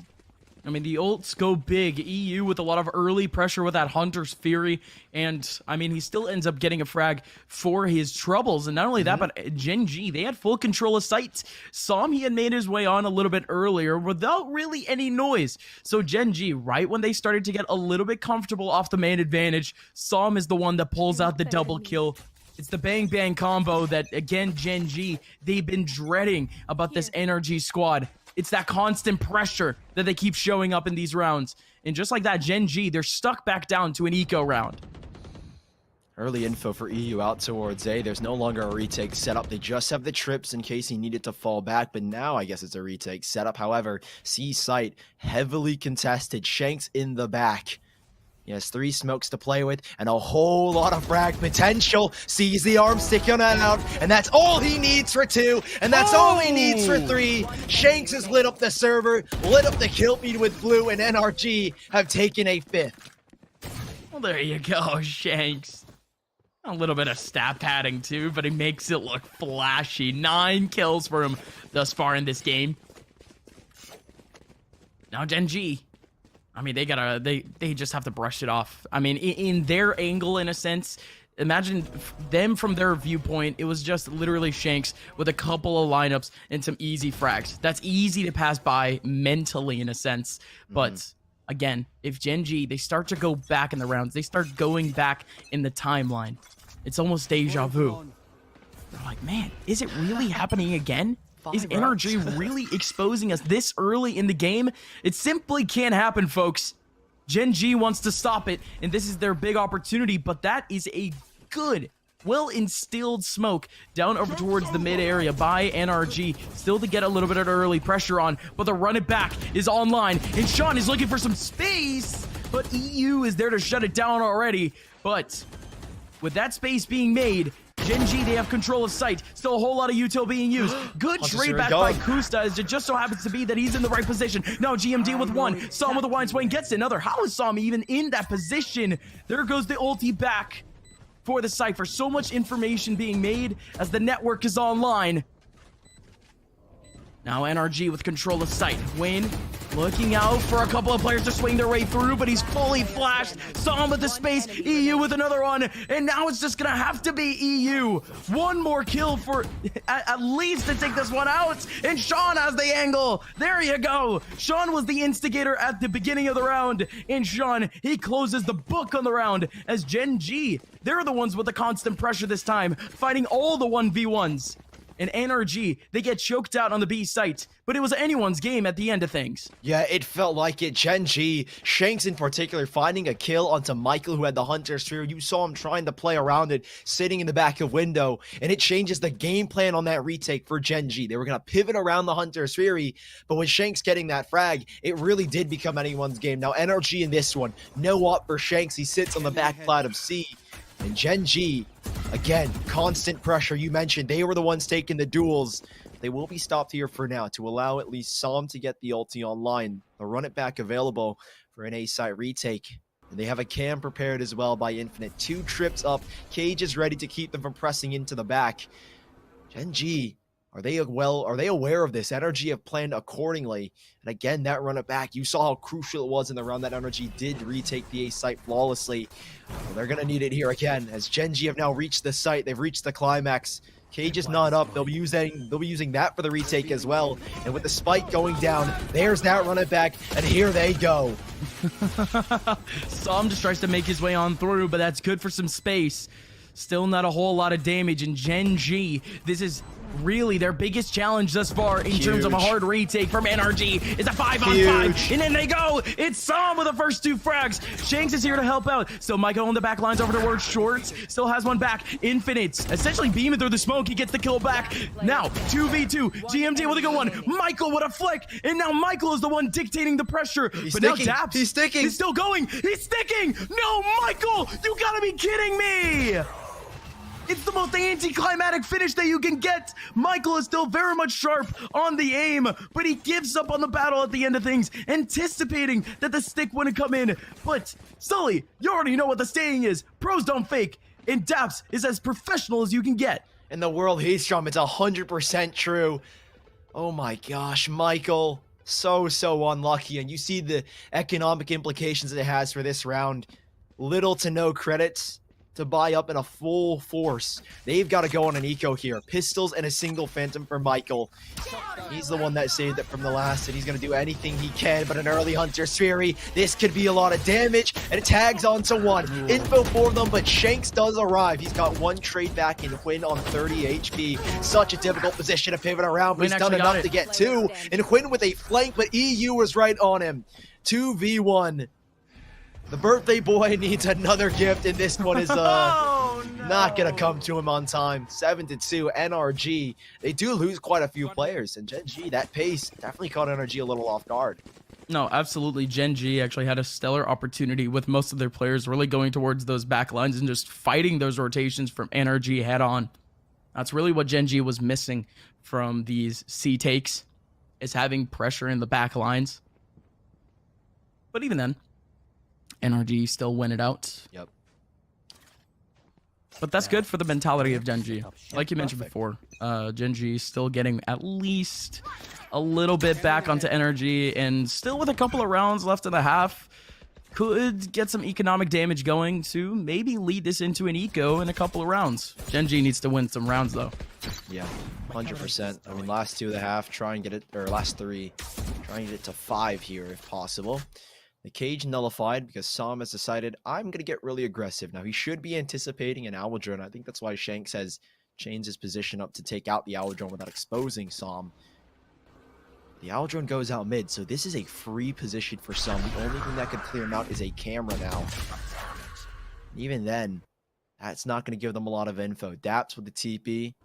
Looking for something, only finds a couple of bullets, but that's just enough. Gen G slowed down with 50 seconds left to regroup back to this site, and Shanks, all he needed was a right click to take down Kusta, and while they were thinking of A, they were probably double guessing themselves, but this TP is going to draw everything away here for NRG, and GMD, goodness me, what a dink onto him. Yeah, no, there you go, but Shanks was already in the back lines of A, so GMD just gets exposed. Now Daps, the leader, he gets one back with a slick kill, but Sean makes one even better. I think we've seen 3 hard taps already in the round, and well, there you go, Michael. You definitely not expecting anyone in garage. So just like that, it's gonna come down to none other than Shanks now in the 1v2. 2 more players remaining out from around the corner. And my Shanks! The power of the right clicks! It's Mr. Fourth Quarter himself! He's still clutch! And from downtown, he nails down Gen G in what was their biggest opportunity to get some momentum back in this game, to get some life. And Shanks, what a play! The slightest mismovement of his cursor and none of those right clicks connect. How does he do it? He tweeted shirts are awful, and sure as hell they are right now. Shanks, insane, the right click. Oh my god, nothing you can do if you are Sean. There's no words to describe this man. Built different, cut from a different cloth, and NRG are up now to 8.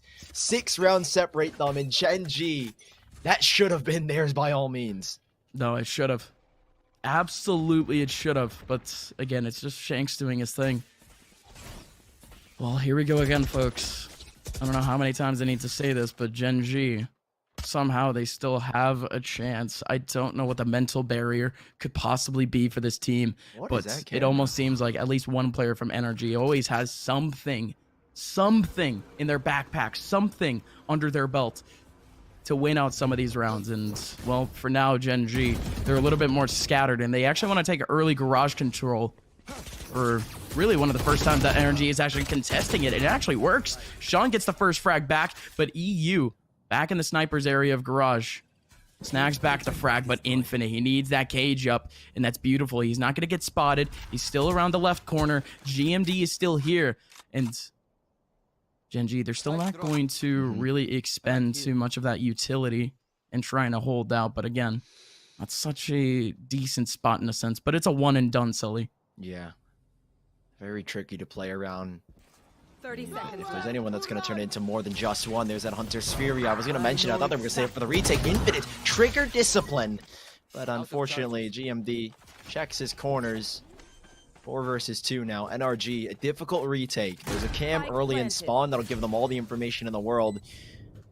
He hasn't been spotted just yet. Yeah, this is a really weird angle for at least that camera. Will finally be spotted. Quinn in the back, getting spammed down by Shanks. But time is ticking, and this is near impossible for the boys of NRG. Shanks, big paranoia though, coming out from Daps to try and open it up. And there's the swing, there's the kill. Shanks finding the first, but time is ticking now, Gus. Time's against NRG, but that hasn't stopped them yet. But what does stop them is Win.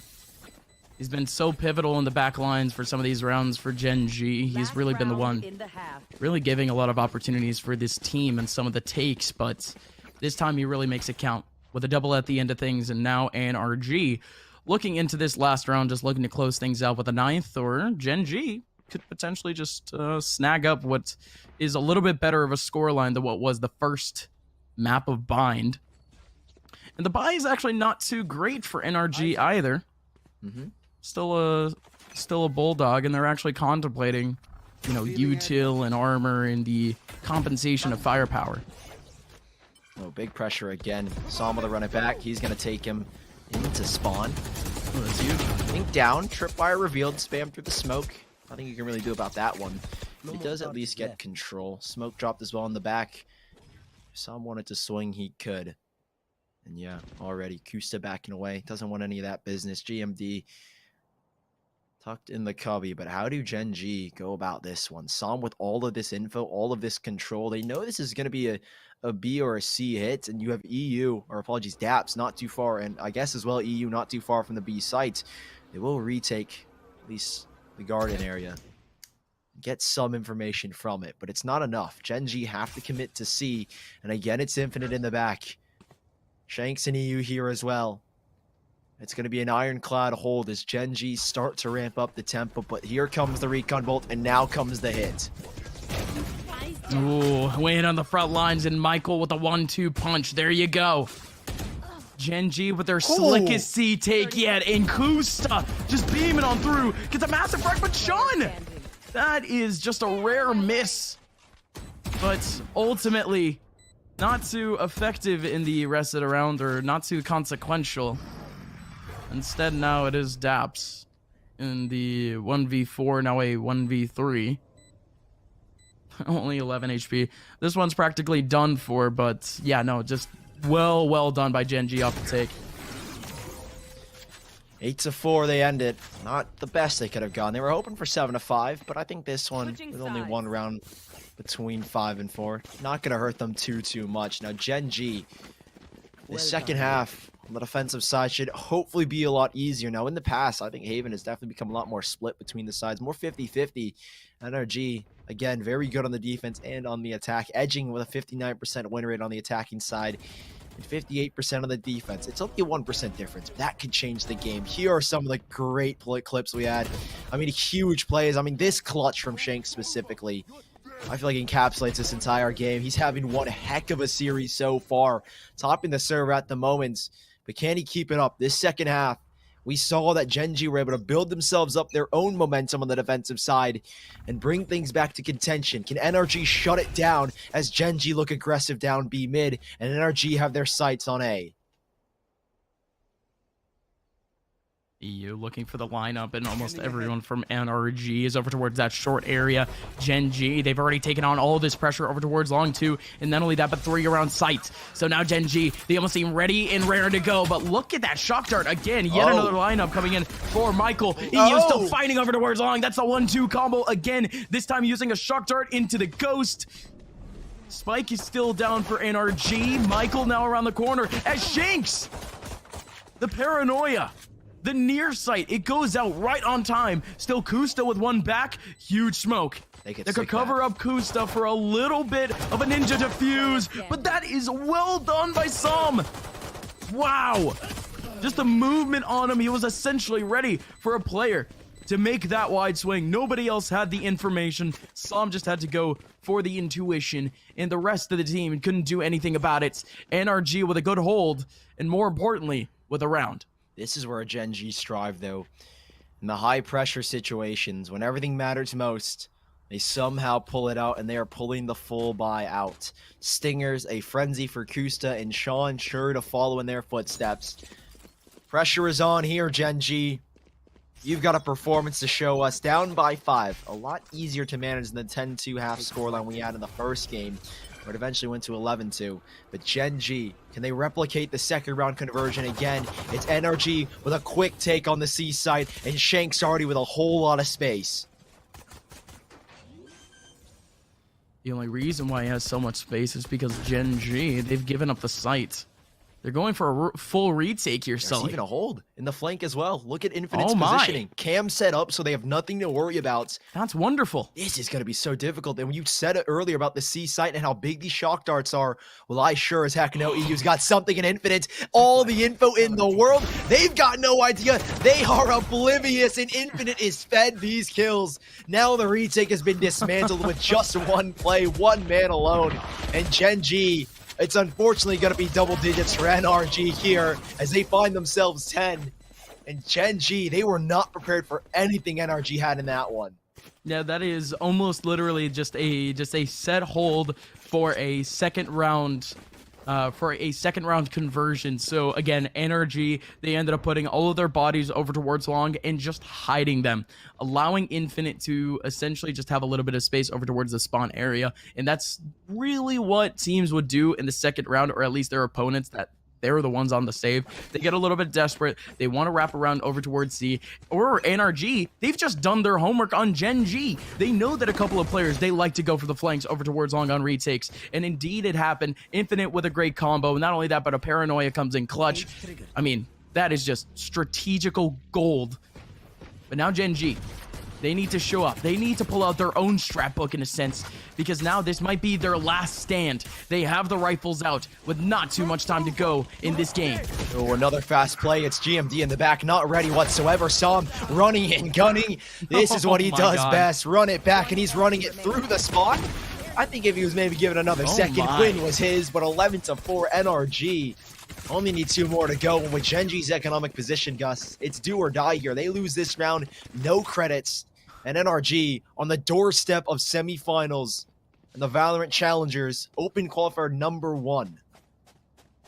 I don't think we can really pass by the fact that, well, you know, Sully, there is one key on the keyboard that this NRG team really loves to hold. Like, sometimes it does get a little bit worn out, but they do order HyperX keycaps, like keycap replacements, essentially once every other week. You know what, that W button, right? They love to wear that one out. They really do. And Sam just proved it. But at least in this round, they can't exactly, you know, maybe stick on to that, maybe that reliancy. But Sam, he's the speedster. He's already up long, just trying to get at least a frag back. But now Gen G with an early frag from Win, as actually he's been starting to heat up a little bit in the last couple of rounds. NRG, they're the ones that really have to fight back for this round. Yeah, perfect. Perfect. Exactly what they needed. Quinn on the operator can be a very big game changer. You already see it's netted them 1 kill. But NRG have adjusted. They see Quinn with an op on A. No, they're not going to go there, but GMD in the back. Ooh, caught out, and Sean will be surely cleared on out. Great take from NRG, but Gen G, we know they're good on these retakes. Michael with the first, but he's being spammed down. He has a Hunter's Fury, and he will try and deny the spike plant, but to no avail. They're going to get it down here in a second with just a reposition, and Quinn clean on the op. Puts it in a 3v2 where Gen G have an advantage but are grouped up in spawn. And you talked about the W key. Putting keycaps are on, and Sam is looking for something. Oh, baby. The putting keycaps, that real fire then. There you go. There's 2 sides to it. There's the safe Sam and there's the aggressive Sam. And this time, Sam really comes up big. But now it's the 1v2. Taps around the corner. He's the leader. But now this time he has to be the fragger. And it works out for him. 1v2, Gen G, it was their time to shine. It was their time to really get this game back on track. But it's Daps in such a beautiful position, had to wait out so patiently for that second frag. And there you go, folks. NRG 12-4. It's map and match point coming up for the NRG squad. I said Gen G, when they are in the worst positions, backs against the wall, they come up big. Well, here is their time. Huynh, with the Blade Storm, has all he's got to use. But can he turn this around? Early aggression down long. 2-player spotted in Shanks. flips the switch, and he's looking to end this one early. Just like that, it's a 5v3, and the man has got the Blade Storm. He's looking for a little bit more. There's nobody in the spawn just yet. A flank coming in, but there's a trip to watch. And Gen G, how do you even attempt this? Slow and steady, 1 kill at a time. That's all that's going through Gen G's head at the moment. They have almost no information up towards that C site. And instead, NRG, they're the ones with a whole lot of info. That is huge off the cam, but even then, time is just getting chunked off the clock. No opening frags. Shank's able to get one onto Michael on the back line. Same thing with EU. GMD is going to get overwhelmed. And just like that, NRG, in one of the most dominant games that we've seen thus far in the Challengers, they're going to take down Gen G, and they move on to the semifinals. NRG, such a dominant performance. I said it in the very beginning that across the 3 maps they played, they've only lost 7 rounds total. Well, here, they made it 11, Gen G, but that's still nothing to boast about. NRG looked like a whole different animal when it came to this series. They've been improving constantly, and they looked so good today, but that's not to take anything away from Gen G. Recent roster changes, but they still made such a deep run, and they have themselves a spot in the close qualifier, but it's NRG that have a spot in semifinals.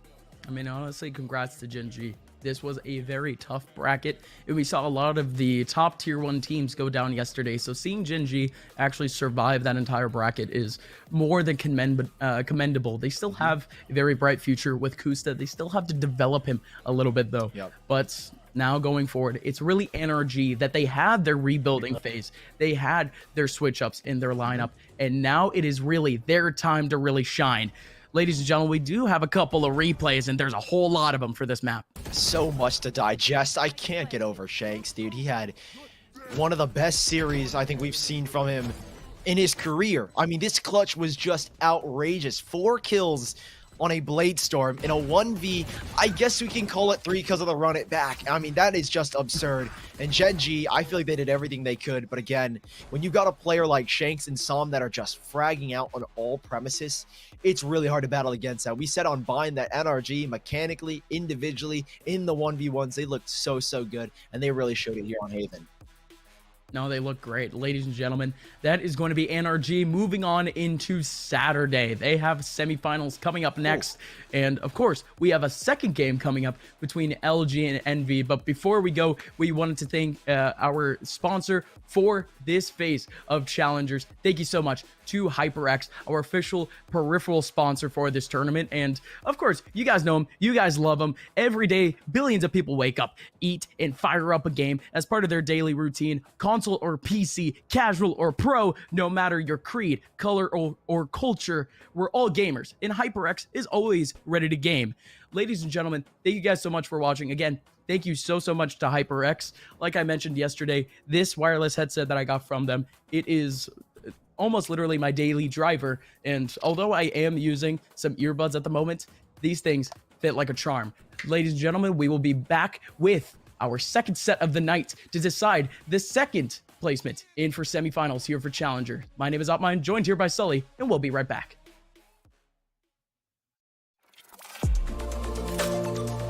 I feel like I need to defend my scene's honor here, because this is just turning into a bit of a dog battle.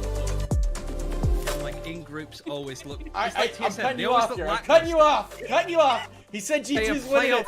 He said G2's winning it. We need to wait till the next EU tournament, which could be in about 10 years now. Take it with like a grain of salt. No, but that's that no being fun. said, Take it super literally. Spike defused. What sound experience would you like today? I'll have the fantasy pack. Good choice. And could you make it a Cloud 2 wireless? On his way, sir.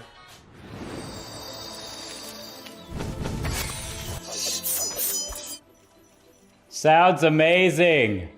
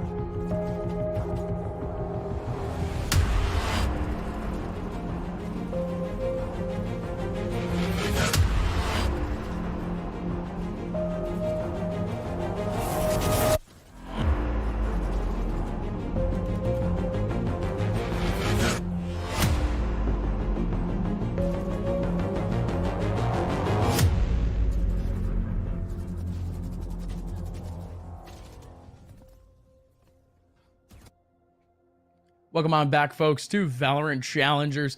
We are about to go live with Luminosity Gaming facing off against Envy. My name is Upmine, joined here by Sully. We just went through a pretty great game from NRG, though, but this quarterfinals bracket is really heating up overall.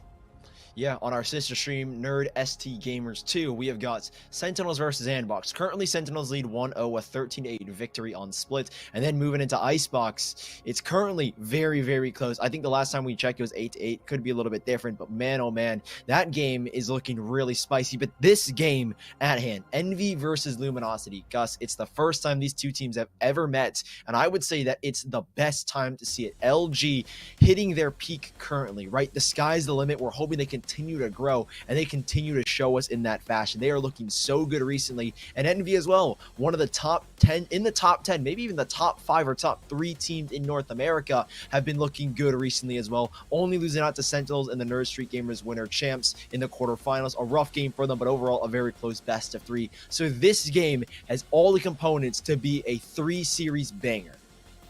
It's weird, right? Because we were talking about NRG and how like a month ago they were like they had a really good roster. Yeah. That's the thing, right? They have an insane roster, but it just so happens to be that they never had really the tournament results to really back it up. LG has been in a weird spot ever since like July of 2020, to the point that really whenever we would see a decent result from them, we would start to get a little bit more confident from these guys. But now this is really their time. Their last 2 results, they've been incredible. They have, I mean, if I'm not mistaken, they're 10K richer just from the last tournaments that they just had at Winter Championships. And now going into the VCT, they already have a spot going into the closed qualifier. They're already facing up against some of North America's best, as they have been doing. I mean, they took down Sentinels just a week ago. Now up against Envy, who would also be considered at just about the top 3 range. This LG team, it is probably the best time in their recent history to face off against a team like Envy. Right, yeah, LG super individualistic. I mean, you saw in the Winter Champs just how aggressive they could be at times. I felt like there were certain moments where Thief, a Proto, your boy Dre, Moose, anybody could pop off at any given time. And you look at the lineups, I mean, it is stacked. On the other side of Envy, Mummy being an insane jet operator, Crashes and Food being this insane dynamic duo, FNS being a phenomenal cypher in recent times. I mean, you look at all of these players, you see every single name. They are staples in Valorant households, and boy, they are all here to deliver a 6 series. And in both of these teams, we really see a hard 3 core of players that all have insane stats. Mame, Caboose, Food. You could even put Crashies in the conversation of that entire thing. And of course, for LG, we're looking over towards a Proto, Thief, and your boy Dre. Your boy Dre and Moose recently being added to this team. They were almost anticipated to really have to impress the fans to really get on their side, especially with Moose. I mean, he joined Luminosity essentially stale, essentially dry from Valorant opportunities. And your boy Dre, he's had a long history. He's been trying this game ever since beta. He now has his opportunity with this team. He has 232 average combat score, and then Thief.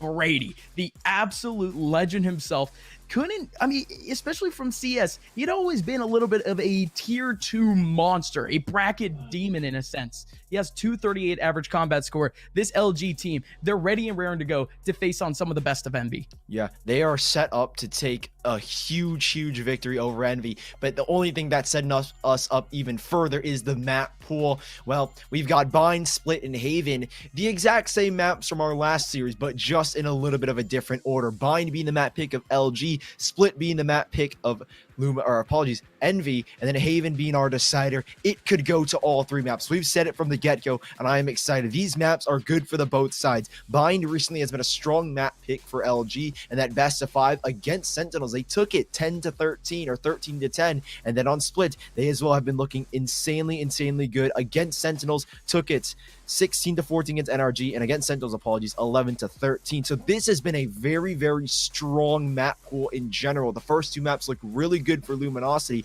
but that 3rd map could be the big decider for both of these teams. really both of these teams are going to have a whole lot of fun, like you mentioned, because you still have Bind. And in between these two teams, yes, LG is now starting to heat up on the map, but historically speaking, they're not too great. Just about a 50% win rate in the last 3 months. But then you look over towards Envy, 70%. That's including First Strike. That's including so many tier 1 showcases. So Envy still able to keep up that high level of pressure. Now, I'm not surprised that Luminosity ended up going for this Ascent ban, although they do have a very high win rate at 76% and a very high just win rate in general, 13-4. You still have the boys of Envy, where almost every time that they play Ascent, they are so confident that they're going to win it at a 14-3 scoreline. So with that map being so heavily contested, it's not exactly a surprise that Ascent is taken away. Icebox, it's a little bit of a curveball option. It's better for LG. Envy takes it away. This map pool is as competitive as you can get, and I can't wait for it.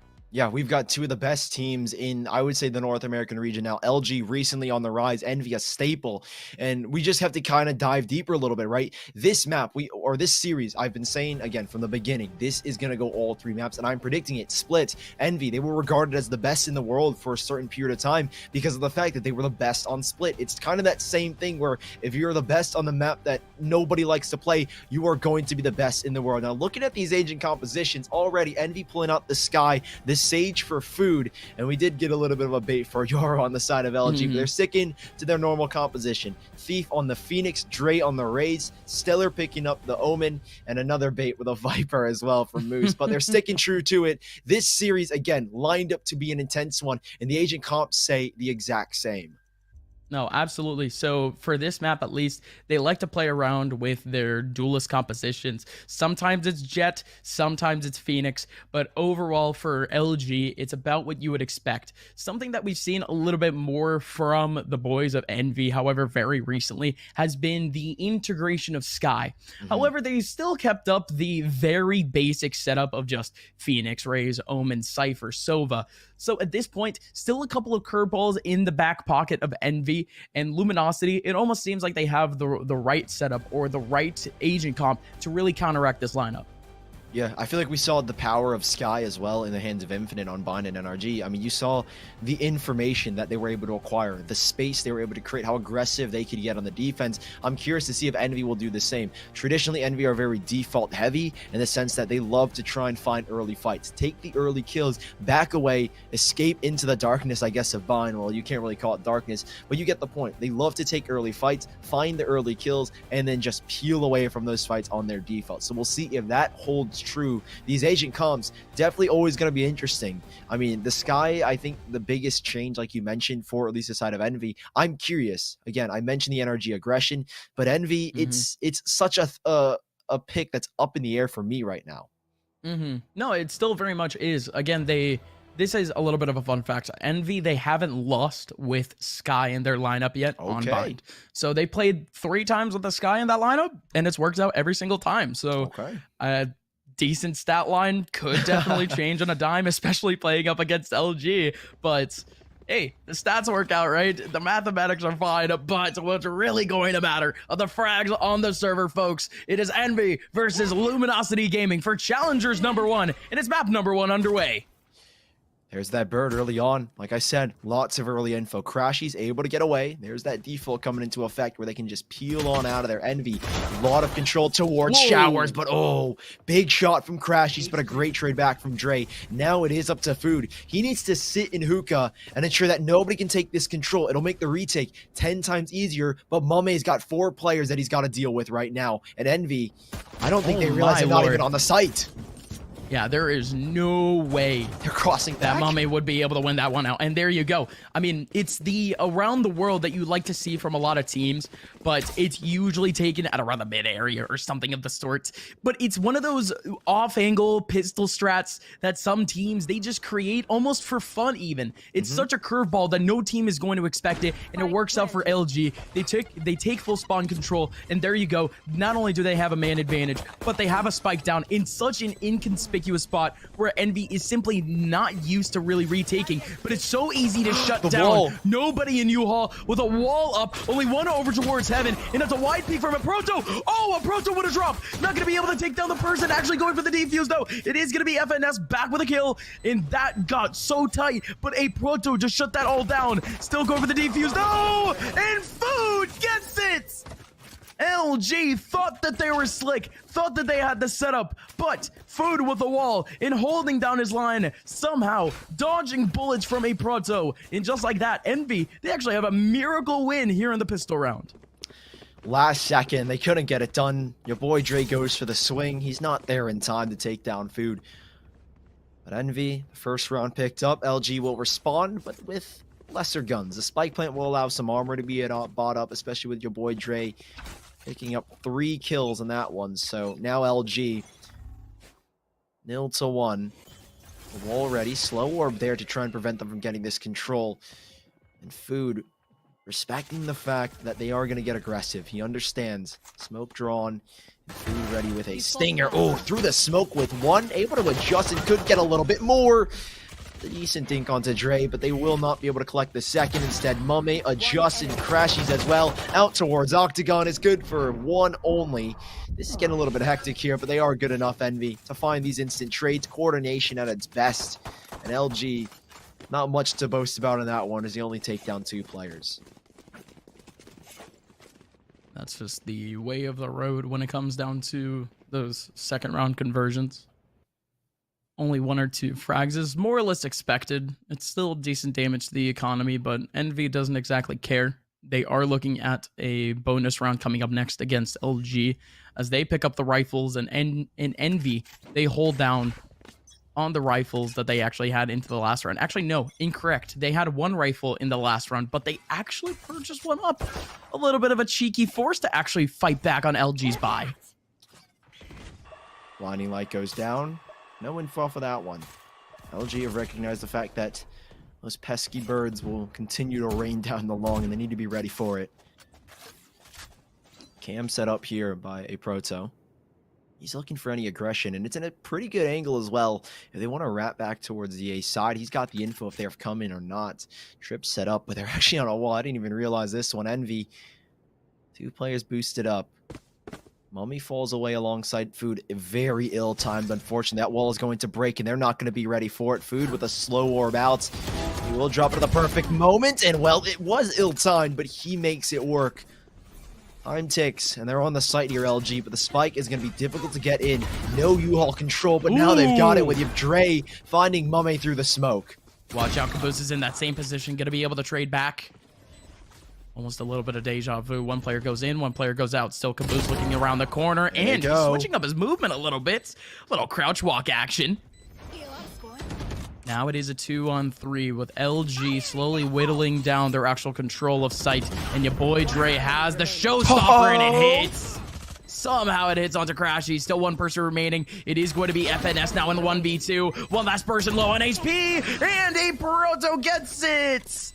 Oh, FNS. What a decision there to pull out the camera, see if he could get something real close. I mean, if anything, it was going to restrict his time on the camera to just about 1 second or 2 seconds, really just to clear the angle. But it just so happened to align with the perfect time that a Proto was swinging. So LG, although they were slipping in terms of their control of sight, they still snag it back. So Envy, although their bonus wasn't successful, there you go. Although the round wasn't successful for them and the bonus wasn't successful, they still have the rifles back, and the economy is still relatively all right. Oh, nice early peek from Food. Slow orb as an instant response. You talked about how good your boy Dre was, or just Dre. He's not a doctor. He's just a boy. How good he was in recent times. Well, he's already kicked it off 7-2. Thief. Trying to steal some of those stats back. Food, easy first kill possibly, and he does get one, a little bit labored, and there's no trade back, and oh, Caboose comes in with an Omen Paranoia and springs from the teleporter to catch him off guard. Dre goes down, Moose with a trade back, but he's already on low HP, and Envy with a clear advantage in this round already. Oh, pressure as well from Mame. Ooh. Stellar. It was more than known that he was in this position, and Mame absolutely needed that frag. So important for the rest of the round flow, but instead now FNS. There you go, off the stinger, and that was his goal. Get the ulti up, get the network ready and raring to go. The neural theft online, and just like that, Envy. They have all the information in the world and all the control in the world, even the man advantage going forward. Just like that, LG, they break down, and what was really the round to build up their momentum and really build up a couple of rounds. Strong map already for Envy, and I don't think we mentioned this stat, is that similar to NRG, the 3 times that they have played have only conceded 7 rounds, 2 of those being 13-1. So Envy, from the get-go, we're going to be a strong team here on Bind, and LG, they were prepared for it. So we'll see what they've got. Again, just pistols. Nothing really to sweat about. There goes that pesky bird. Lightning Light catching those players off guard. Crashes as the info. There's presence out long and has Seekers if he wants to. I don't think he'll be looking to use that. That slower will slow down the movement of the boom button. Keep those players back. Now with that pressure out long, Mummy's going to keep on applying it. Takes down Moose, and cheeky angle from Food, but it doesn't actually get him anything. I don't think that Vandal's recoverable, however. LG, well, they have hookah control. They don't have much else.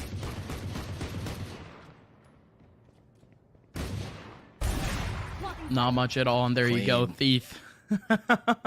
Sticks around a little bit too long. I mean, it's just one of those common awkward scenarios where you try to tick down the wall and can't really do much with it, but hello, your boy Dre. Gets one back off the Wandeek, potentially another one if he has the headshot angle, crashes with a little bit of flick, but can't get much. Instead, now it's actually the Seekers in this round going out. Dre, of course, he's the man spotted in hookah, but other than that, no real information based off of that ulti. But wow, that's essentially cross map. It lasts for a real long time, and now FNS is still on this front line. And Caboose, what a beautiful position. Spots out the shoulder of a Proto and nails him through the wall. Now it's down to your boy Dre, who already has yet another headshot for his favor, but Caboose with a 3K in a cheeky scenario down in Cubby. Envy, yes, they do end up winning out the round, but it's just one of those scenarios. They have really all the firepower to work with. Their economy is really building. I mean, they could look like a couple of Reddit crypto managers at this point, but no, instead they're rolling a little bit. They might be actually pulling out rather than holding, because now Envy, their economy is a little bit lower than expected. The economic damage has gone down, but LG, they have the buy back, and they can really make the damage count. There's again that early bird. Envy putting a little bit of pressure towards Showers. Boomba to go in. Slow Warp, I'd imagine, to slow down the Boomba, but a Hunter's Fury invested very early to clear out Elbow, but there's no one really taking the space on it. However, Stellar will use that Hunter's Fury as a distraction to catch Food off guard. Now the wall is up, but rotations are in. We saw what Mame did in the last round. Can Crashes do anything about this hold? Spike dropped. Great flash on out. Can he get the kill? Yes, he can. Crashes holding it down. There is going to be a flash coming back by Thief, and your boy Dre's doing everything he can. Movement King with the blast back, but Mummy's got the knives out, and he's doing everything, but he has been stopped, and now they're going to play together for a 2v3. A narrow escape. That was actually wonderful from Mame. If he was able to get the kill, however, but indeed not. Oops. Now your boy Dre, there you go. You talk about slick movement. Now you want to talk about movement. There you go, Dre. Using the satchel for a quick peek, and just like that, Envy, they get battled out in a whole lot of overwhelming 1v1s on site. So now LG, they have a round back, and like I mentioned before, Envy's economy is starting to become a little bit of an issue, because now you have a couple of players starting to kind of realize that they have to sacrifice util for firepower and vice versa. Yeah, you mentioned earlier is that their economy was a whole lot lower than we would have expected, and like you said here, they've got to sacrifice. Crashies now has been very good at holding this position. Fakes the orb, tries to bait a peek to allow Mame to get an easy kill. For nothing. Food with an early wall up. They're going to play early rotations. Crashies leaving this position. Prado, nice cam. Sees the info, takes the fight, and he gets the kill. A decent paranoia back, though, will at least keep up Proto from that early swing, but he's now got what he wanted. Neural Theft online, they know exactly where these players are. A 2-2 split. Now, how do LG try and go about this? Dre struggling to get this kill. It is Food that evades him, but it's only a matter of time before LG approach the site.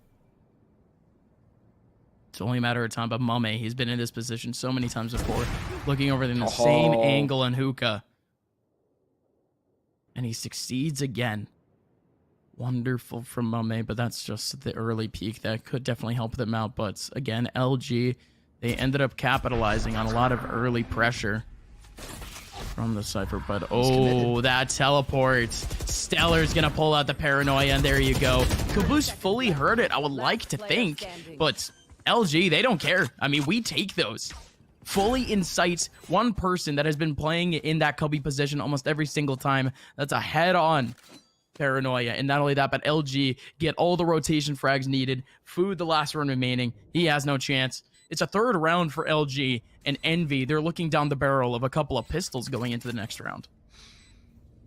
Maybe minus Food, who should be able to save this Vandal. But yeah, LG, very clean execution. Good TP commit as well from Moose to the top. Or apologies, Stellar.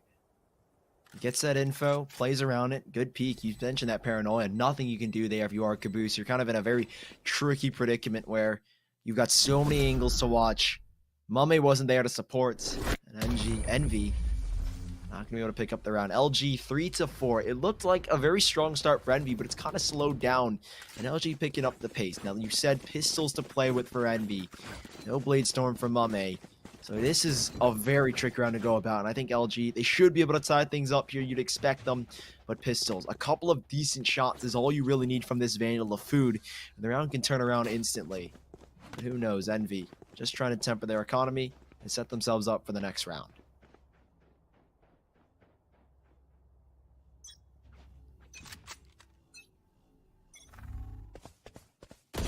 And we go again, actually early peeks over towards mid, and that's as desperate as you can get, especially with a hero rifle. So that's going to be at least an early frag for LG and a whole lot of damage in Hookah.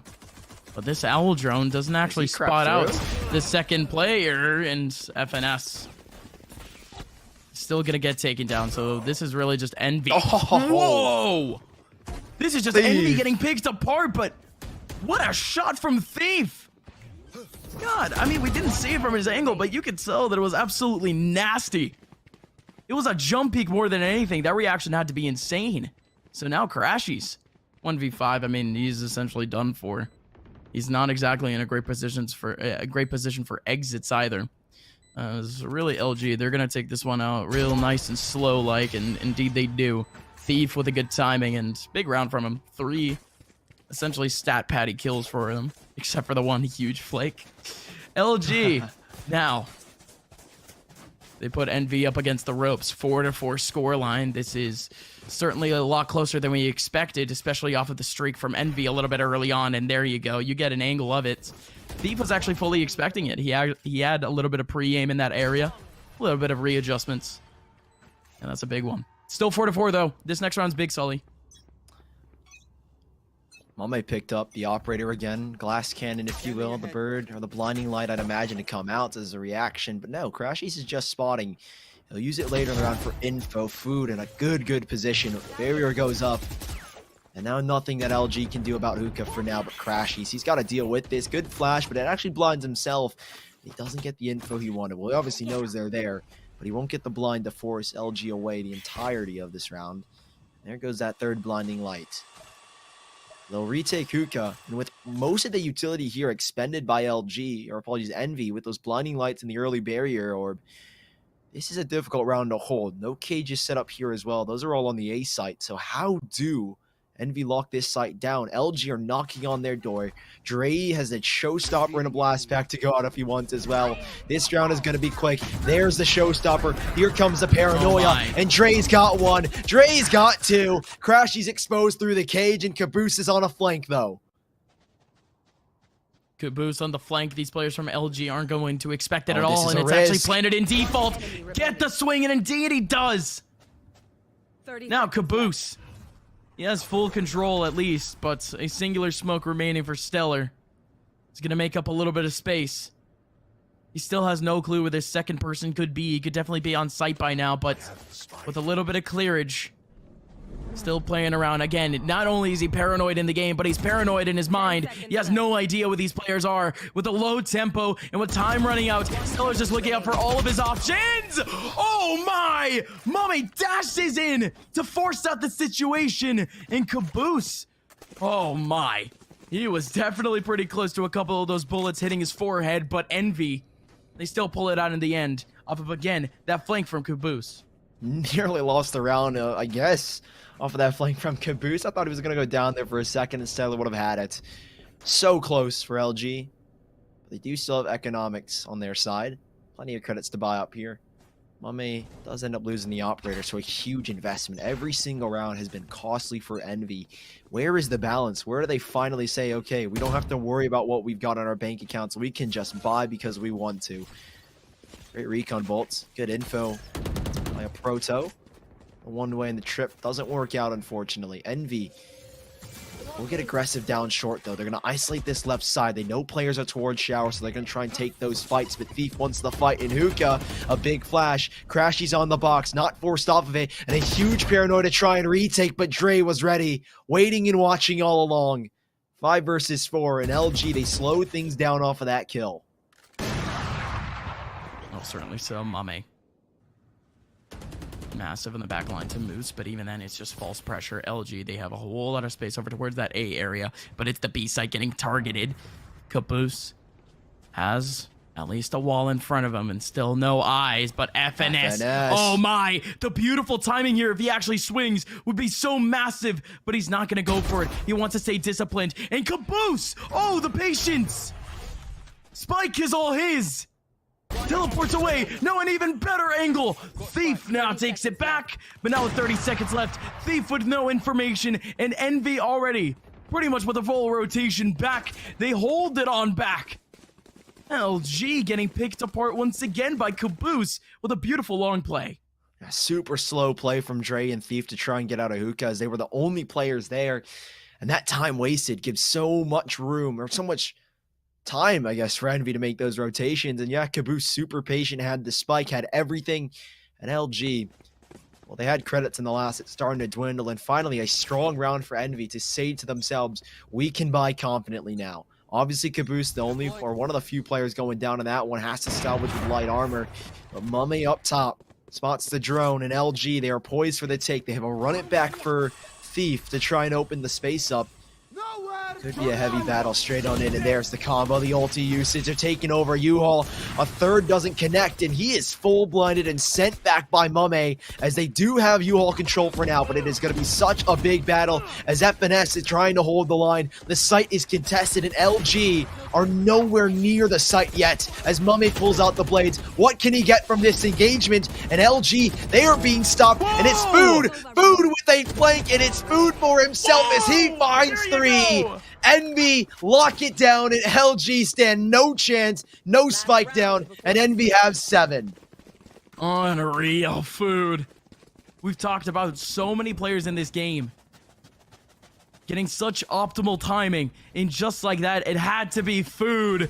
I mean, we have to run that one back. Nobody looking over towards the short position. I mean, usually you would only have control of this position if you're LG after that spike really goes down, but with Envy making it as laborious as possible, as painstakingly difficult as possible to get their way on site, you had the boys of Envy really holding it back. But that is actually a really weird setup in a sense, because the wall goes up a little bit early and you could potentially get an early pick off of it, and by the time you can even react to it, the wall is already up. So decent, actually, over in Hookah. So Envy still very much implementing some cheeky strats, and not only that, but a one-way smoke as Mame is looking for more.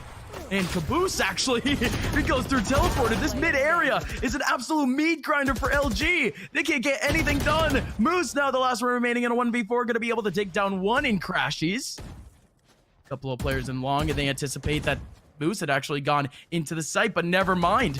A little bit of a cheeky run peek, and FNS with a couple of spams The pre-fire in on Moose is going to succeed for the last round of the half. Envy systematically and in a pinpoint fashion take down LG to win at the half 8-4. Heavy lead going into this one, Envy. They know that they've got, so far, everything on their side, but LG, this is the better side of Bind, the better half, if you will. They need the pistol round specifically to get the fire beneath them, or the hot hands, if you will. This is not the LG we hype them up to be, but they can come alive. Dre has had a phenomenal game so far, 16-9. No matter what happens, he has been shooting on all cylinders. And Envy, there's only a 4-round lead between them and LG, so they need to maintain this. They need to keep up the momentum. LG, they love to get streaky, and you can't let that happen. Already, 3 players stacked on this A site. Early control here for Envy, but they slow down. Just because they have this deep of a control doesn't mean they're necessarily going to commit. They're going to feel out the map, see what else they can get. They have a cam deep into market.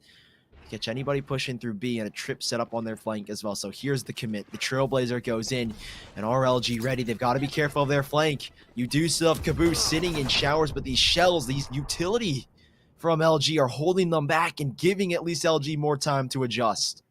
More time to adjust, but still so much time left on the clock. So not too much pressure now on the boys of Envy. It is going to start to really settle in real quick. But this early util usage could definitely go against the boys of LG, but you can kind of tell what they're going for. It's the early util usage, especially in a pistol round, that they want to hold down the line off the first contact. They want no chance of a post plant, but what? How does your boy Dre even get that kill?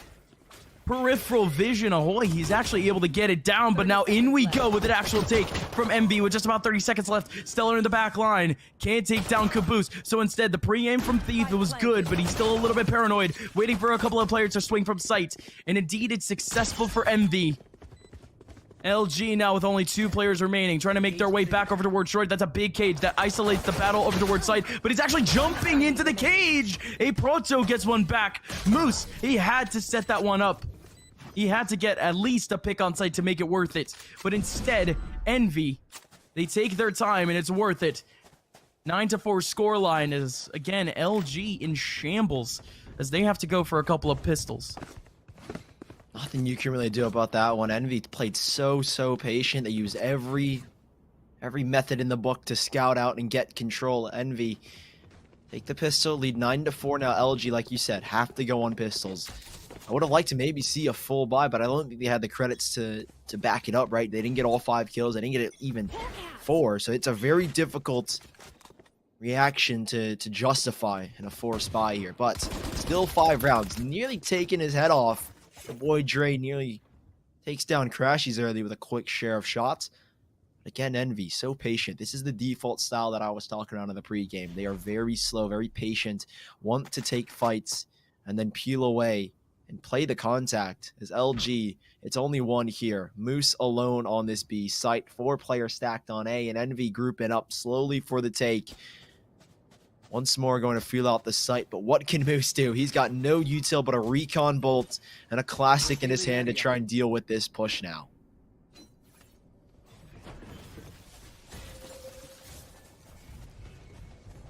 And again, a full retake setup from the boys of LG, but I say that right, but it's going to be so tough to actually try to instill a bit of a setup even.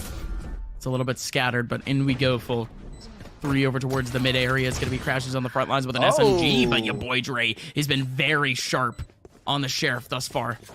Yet another headshot for him, and in we go. Still 4 players remaining on site. That nade is going to do so much damage, but it forces FNS to swing, and it gives him 2 inadvertently. He's spraying out no issues, and LG, of course, off the pistols. They're going to lose that one out, but it looked like they had a chance for a second there. Envy, not exactly discouraged. They're still going to stick on to the SMGs and the scattered rifle here or there going into their own bonus round as LG, they try to hold down the line of Envy's 10. They do have the buyback, like you said. It is everything they could hope for. All investments made, no credits spared except for Thief's 100. And Envy, here's their bonus. 4 players alive.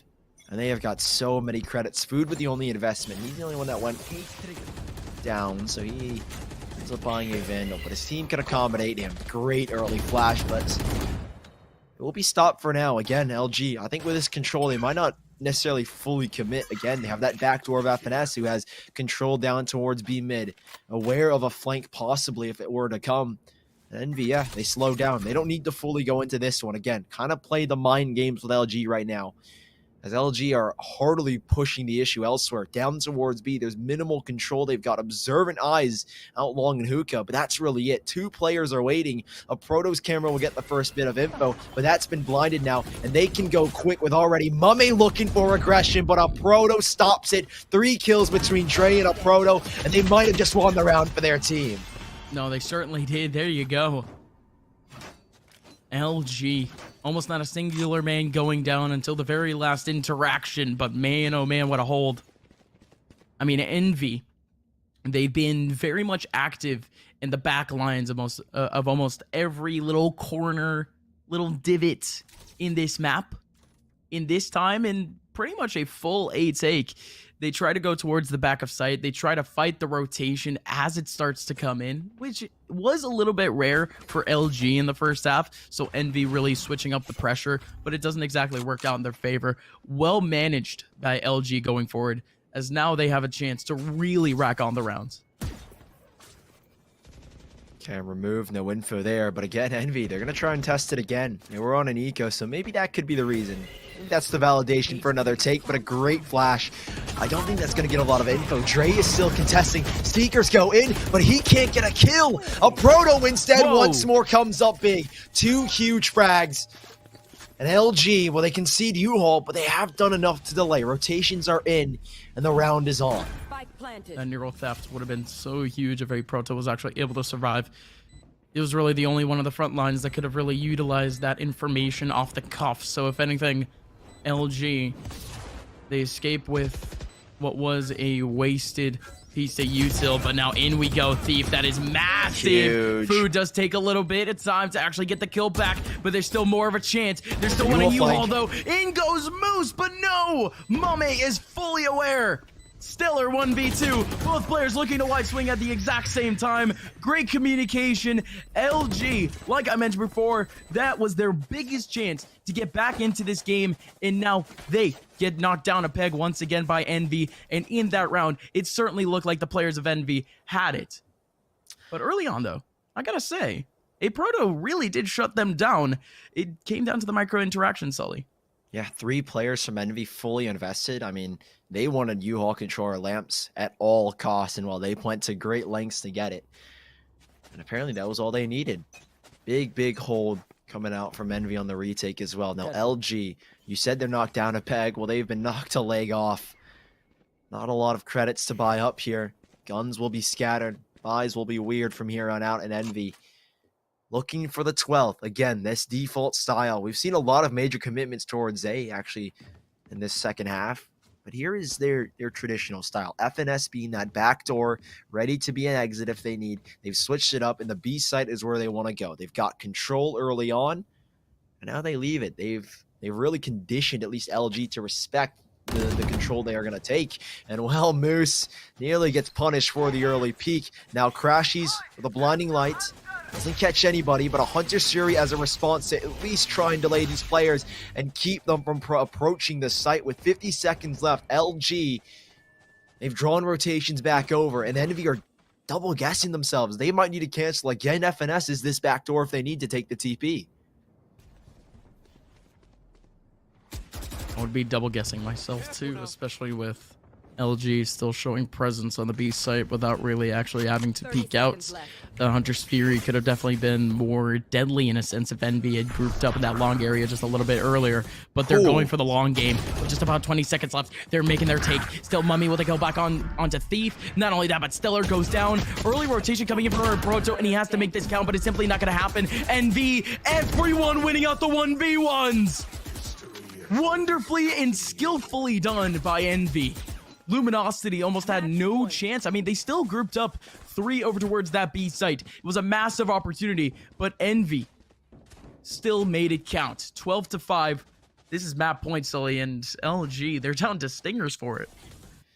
Definitely not the best of looks for them. I mean, incredible shot from Mame, a proto. That was insane. That shot was a little crazy, but LG, they did their best. It was such a rough take. I mean, you mentioned it, show presence without really showing themselves. They didn't really need to take any peeks, but Envy, with no one taking peeks, they're like, okay, we'll take the area that you're not going to check.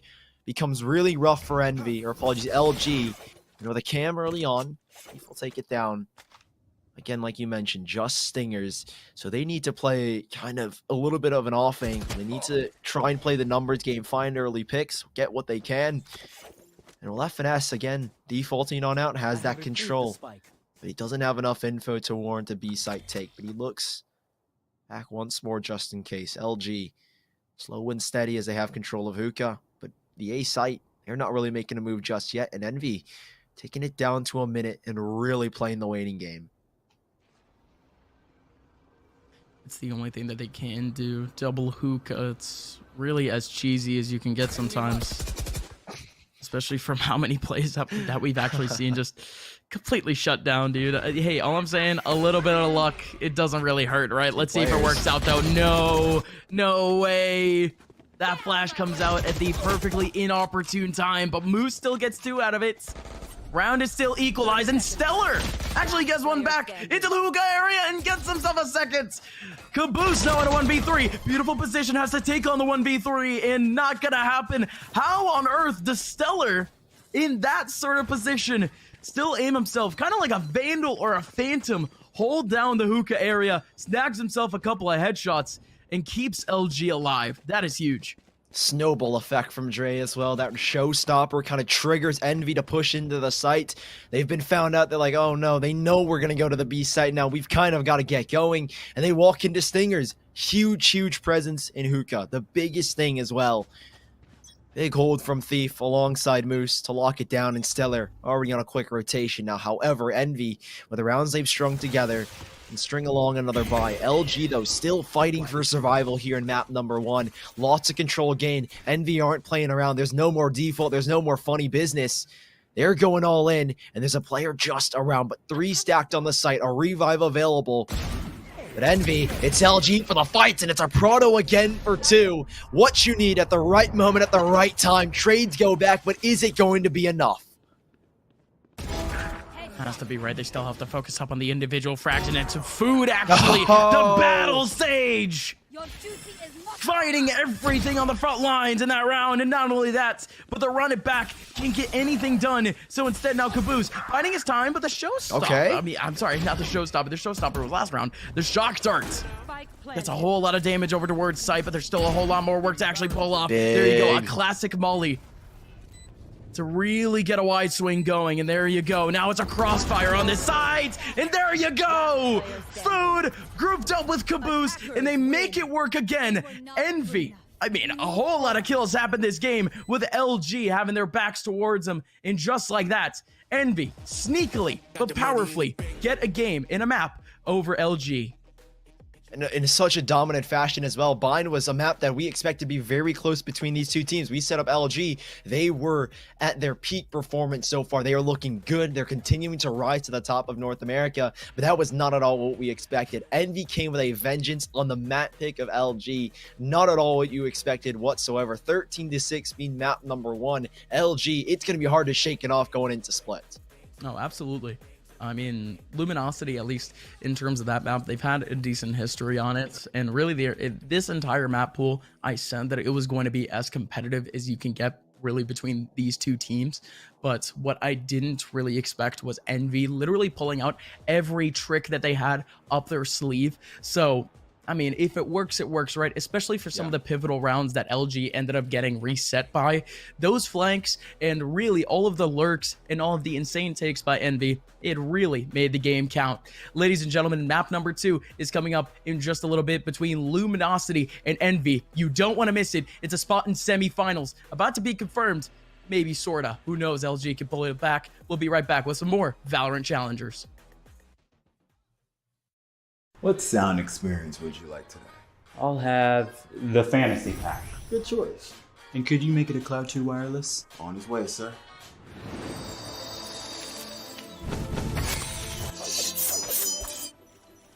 Sounds amazing.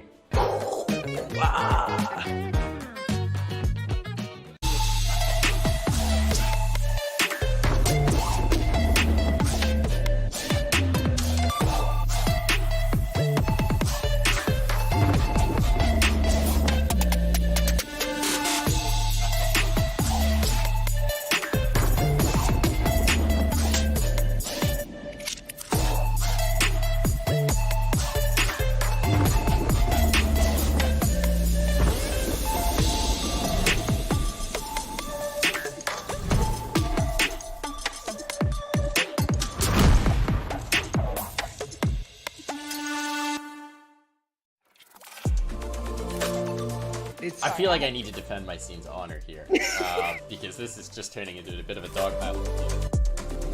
Like in groups always look. I'm cutting you off here. I'm cutting you off. Cutting you off. He said G2's winning it. He said G2's winning it. Need to wait till the next EU tournament, which could be in about 10 years now. Take it with like a grain of salt. No, but that's that no being fun. said, Take it super literally. Spike defused.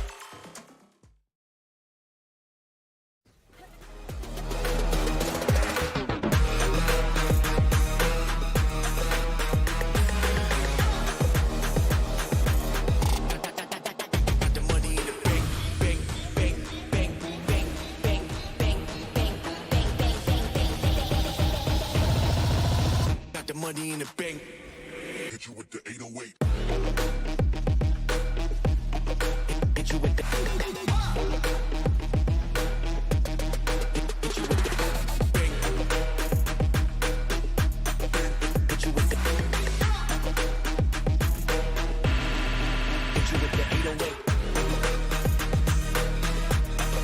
Hit you with the. Hit you with the 808.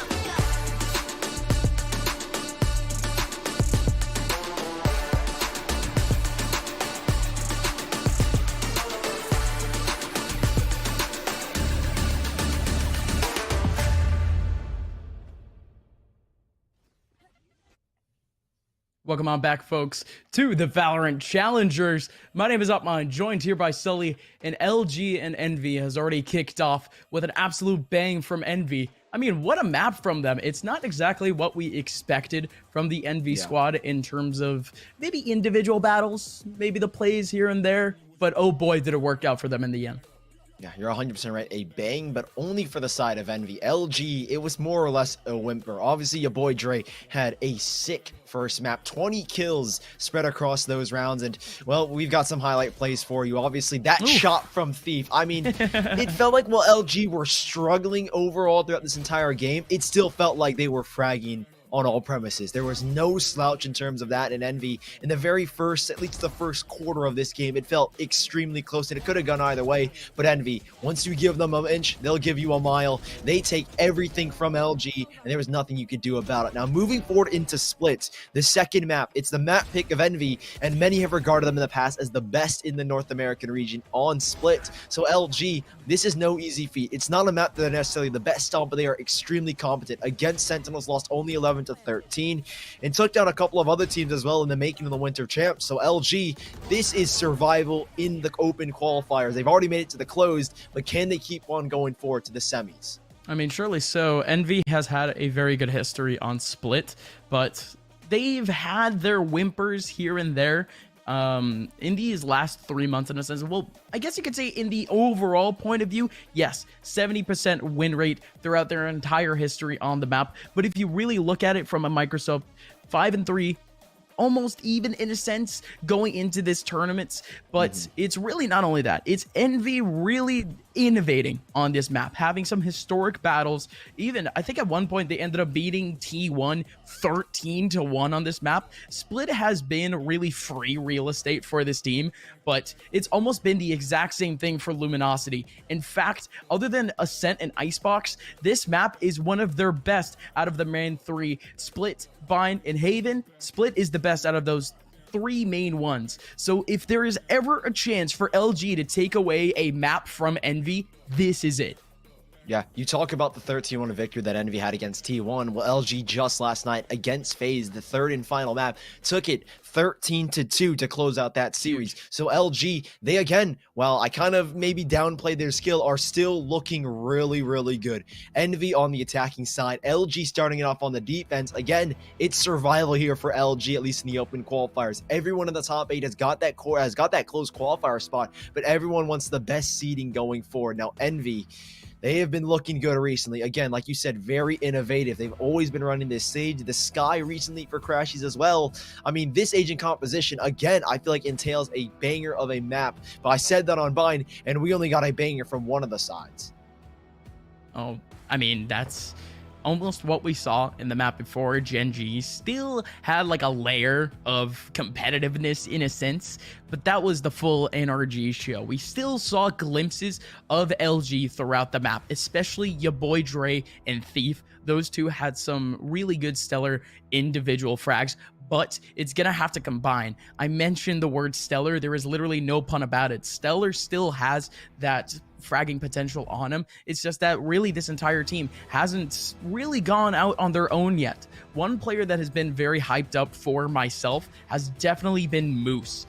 Moose coming in from CS, he was known as more of an aggressive player. Is still more or less very individualistic, but his stats are always very, I guess you could say, consistent. In that last map, he looked completely out of sorts. At this point, everyone needs to step up to the plate. And LG, they have a perfect opportunity now on the defensive side, historically the better side of Splits. And it could be a banger for this Luminosity squad, but let's see how they treat it out. Wall is actually going to go deep into heaven this time, but Envy, they already have full control of the mid side. It might be making their way into elevator. Still a couple of decisions to be made as LG, they buckle down.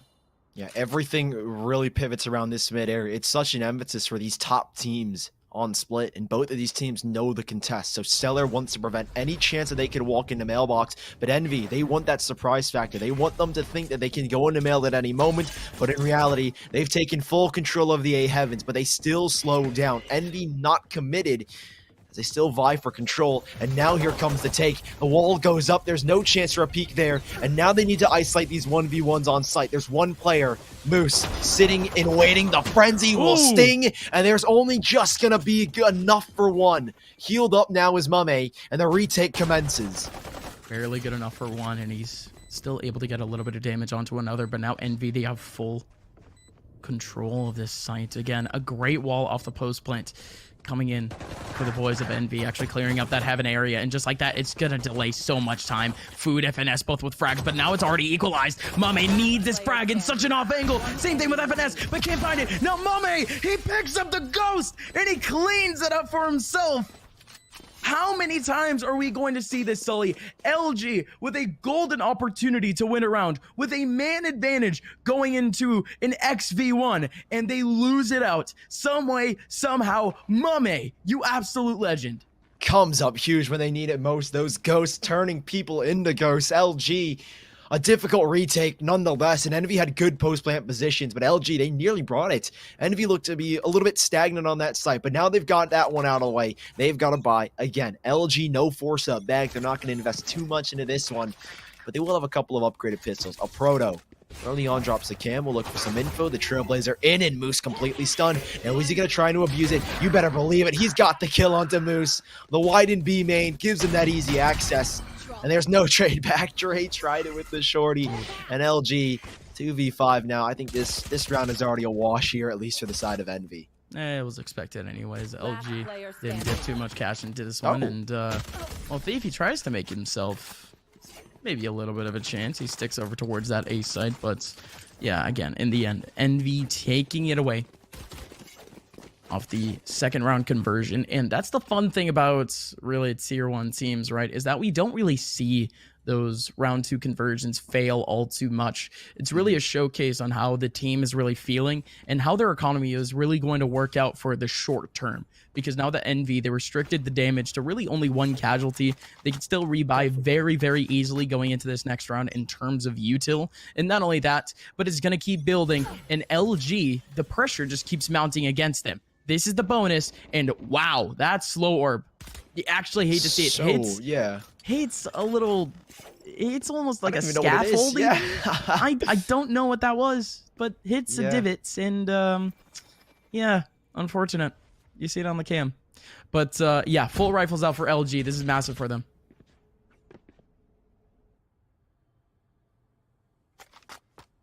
Crashy's continuing to spot. Doesn't get much from that. They're playing slow. Again, mid control is the name of the game, Envy.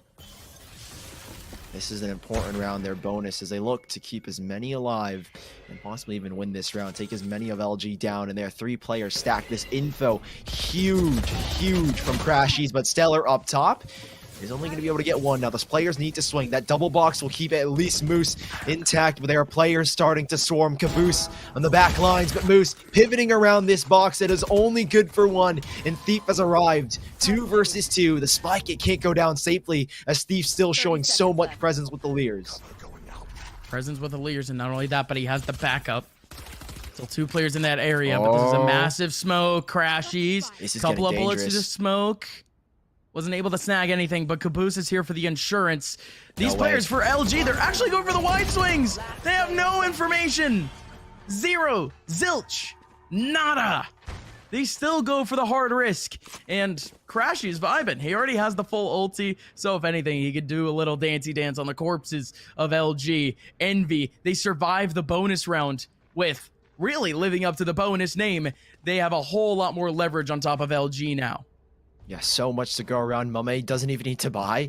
He can save up for the op in the next. He'll go for the Blade Storm instead. So, Envy, this seems to be an explosive round, right? You can get that dash in from Mame. You can explode onto the site. Now, he doesn't have a raise to accompany him, which is something that is always super good to have behind you. But an early bird going up to try and get early information. Mame trying to dash, and well, he doesn't have the dash anymore. He goes out, right-click misses, and he is punished. Unfortunately, that Caboose takes that frag away from him, but Moose still around the corner, gunned down by Crashies. They weren't affected by the blind. And a 3v4 as a Proto tries to go big, but he's sent home. Envy in a 4v2.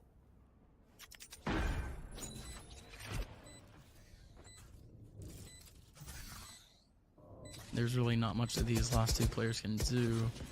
They already know that at least laying around they could upgrade their guns or something of the sort, especially going into the next round where, again, they're going to have to reinvest and their cash isn't exactly a great option for them. So a couple of exits could work out, right? And indeed. Nice shots in from Thief. Gets a little bit of damage in, and Crashy's going a little bit nuts, getting all of that information. Cheeky jumps. There's still one up top. But again, Envy, just like that, they're going to be able to win the round, but not without a couple of casualties. 2 off the post plant. And wow. Okay. Stellar actually going to go down to it. He might have actually aimed down for a rifle or something on the floor. He wanted to get a little bit more time and wasn't patient enough. Don't really know what happened. We get the cam off him, but okay. Envy now with a 4-0 start. No one from LG was able to really garner too much in that last round in terms of economy, but now looking at least in terms of the setup from Envy, still going for a little bit of a split, but more defaulty.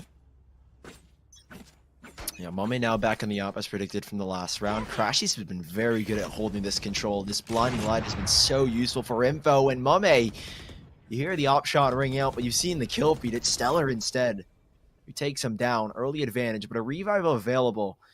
If Food can cross safely to his body, Caboose is going to ensure the safety of his teammate, and he does take a little bit of a peek, and he gets maybe a little bit too into the mix. Food good with the trade, but 4 ults for LG. Again, Stellar has a revive of his own, so Envy, they're playing a very risky game right now. The advantage can easily go back to LG. Envy, that default has started to run dry as FNS has to back away. They need to group up and take a site now.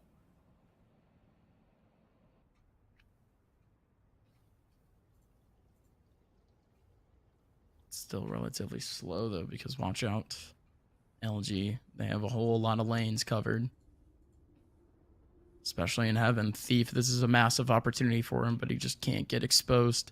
Barely any flashes to use. If I'm not mistaken, though, the Hawk could definitely make some noise, but this is actually a little bit of a shift walk that Thief has to win. But Mame, with great pressure and great patience, is going to be able to get the frag back. Now we'll take parts on site. Great line. I'm going to be able to get 2. Still 2 more players off the drop. There's nobody here to help. Never mind. There's one actually in B main that could help, but instead now, a Proto taking down Crashies. Still just 1 remaining now with FNS taking down a Proto, but this round is done and dusted. Double Heaven and no time remaining. That's LG and the performance that they needed from a Proto. When you need a Proto, he steps up. How many times did he do it on Bind?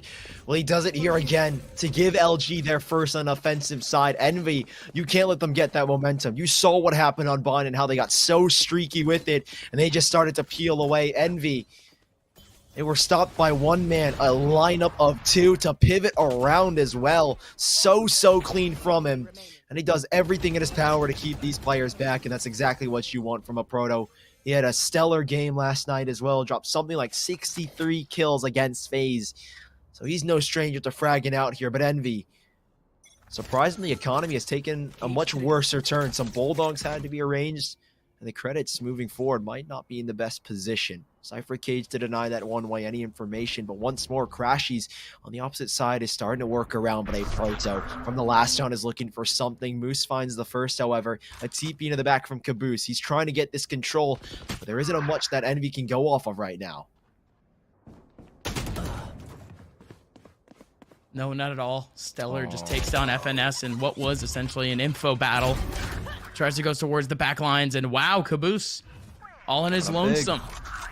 Taking down Sue. And not only that, but his teammate is already ready and raring to go with a control back, so that's going to be a plant down. 2v2. As Luminosity, as they pick up a little bit of steam, they need to keep up that momentum. And the one player that could do it is definitely a Proto. He had a couple of kills in the last round, but Stellar is actually going to be on the front lines of this one. He's most likely going to be the first man to fight down in hell. Caboose, he's been insane thus far, and he doesn't lose these ones out, but he does anyways. Mame on the front lines, and Stellar and a Proto. They split up the responsibilities, they split the frags, and they're going to take an entire round for LG. Envy. Boy, what a chance that was to take away a whole lot of confidence and momentum from LG, but instead now, LG still has a huge chance. Second round on the board again. Envy's economy taking a huge turn for the worse. Mame will be able to pick up the Bladestorm, but again, Bulldogs are ranged. Caboose will have his. LG, can they convert this one? It'll break Envy and possibly give them a chance to tie and maybe even take a lead early on. Envy looked good for the first 4. Their defaults aren't necessarily working out anymore. They can't get the kills. LG are giving them nothing to play with. They're playing around their own utility. And Envy, how do you adjust? Does Food slow up, get stuck again? Let's hope not. This time, it's all good. Lands exactly where you want it. Mummy, the solo lurk towards B. Crashies has been playing here in the past, and the Boombo will reveal him, I'd imagine. Just for now, he'll be fine. Here. A Proto in the back. Heaven conceded except for a trip. They'll be walking in, and Thief is ready. Sitting by the line of... Oh, taken down, I was going to say, on the zip line. And Food rips him apart. Envy clear out Heaven. And now a Proto a little bit paranoid, as there's nobody watching his screens unless these rotations get here quick enough. Here. That slow burn once again. Stellar. Still over towards the back lines, but what a setup. Food completely covers off the back line of Heaven with his wall to make his way down into elevator, and the information has been spread down over towards B, with the 2 players here just buckling down, just getting ready for this take. Your boy Dre, he takes on a Paranoia, but now he has the showstopper, but Food with the off angle takes him down, and Mame from essentially out of nowhere wins out his own battle on the B site. 30 seconds left. Yet another 1-2 combo, but this time it's in the hands of Envy. And now it's the exact same duo, but with a whole lot taller of a task. A Proto, Stellar, have to make their way on, but it does look like at least one of them are looking for the save, and now it has to happen. Crashies takes down Stellar, and in Proto, the best thing that this man can do is take things frag by frag and potentially go for a save. Just a couple of exits, man. Yeah, no, he's got to go ASAP. Envy has more than enough control. Time has ticked down. And oh my. A little bit anticlimactic, just a little bit of a right click. But Envy, I mean, you got to think about the route, right? That was a massive take over towards A for how much pressure they actually had on the B site. Right, you have Mame lurking, though. That's the main thing that I think dictated where Envy were going to go. The wall goes up where they have in control. They understand rotations. That's the key thing, like I mentioned early on, is taking mid control and understanding how the rotations are going to work. Envy, very aware that players are going to rotate back towards the screen side because essentially a Proto, like I said, completely off guard, and they timed it perfectly with Mame. That wall goes down, Mame swings out, and Envy takes the round. Now, LG, that was an important one. Economically, they would have been so set for the half. But now they've been battered down to just pistols. Crashies will take control. It's your boy Dre sitting up in the corner of mailroom, and he's got a delivery. It's one sheriff, but not more. Good trade back, though, from Food. Seller to find a second for LG. They've got an advantage, and Thief could steal another one away if not been for Mame. 40 HP, and LG have got inflow off a neural theft. Surely so. Now watch out for Moose. Still holding it down. He knows that there's one more on site, but Mame in such a good off angle. This could just work out in his favor for at least a kill back. But Crashies, oh, split attention. Still splits down for at least one kill back, but a Proto gets it. Mame 40 HP, waiting out for the peek, needs the headshot onto Stellar, but it simply won't happen. LG, they win out their battle really throughout the entire map. That elevator in mid area has been so contested. And LG, they make the right moves and actually starting to fight that one out 1v1. And Envy, with barely any options, almost desperate in a sense, they split up. They needed some heroic plays, and it doesn't work out. 3-5. There, a little replay from Dre. Could have gone the second, but it draws enough attention away to allow Stellar to swing, and Moose. Great adjustment as well. It looked like for a second he was going to go down instantly with that second swing, but Crashies wasn't able to collect upon it. LG, 3 rounds up, an eco essentially with one hero rifle turns into a win. No, Envy, this is a fast play. They've got seekers, flashes, everything they need. Slowing it down just a tad bit, trying to play the default out. They're really trying to play this default out. They want to instill in the mind of LG right now that they're not going to be committed, but they are. Like you said, one player in the back. It's Moose who's overwhelmed, but Moose deals with one. Spike will go down. There's no revive available, at least for the side of LG, but Food has brought his teammate back for a 5v4. Oh, well, watch out. Food wants to take this advantage all the way to the moon, boys. Food still taking it forward, and now one more player over towards the ramp area, hidden behind at least his own shells, but even then, FNS is there to help. 2 more players remaining for LG. They're both stuck. Oh no, both stuck in a weird position, but they're actually still able to get the kills. I don't know how this happens, but a Proto and Stellar always remaining as the last 2 players in the round. And oh my, Stellar gets this kill. He still has a wall and he can play up with time, but it's simply not going to happen. Crashies gets the kill and Envy still hold on for the win. 6-3, LG with 4 charged up ults. Dre the only one off of it. But these ults can come in so handy. The revive. The Omen ult, the TP. Get so much information now. Envy, economically, they are again struggling. It's been the battle, the war of attrition between these 2 teams and LG. They find themselves with another buy, a risk. Dre has been dominant in mailroom. He's going to take it up with a judge this time. LG, no more messing around, no defaults. Looking for control mid again, though. Thief is the one to peek. He's got Leers to swing. And Dre up close with the Trailblazer. A slow warp to stop it, but they do have info. That's what they were looking for. And off of that, Envy looking for a little bit more. Big flash, big swing, but Stellar not able to get the kill.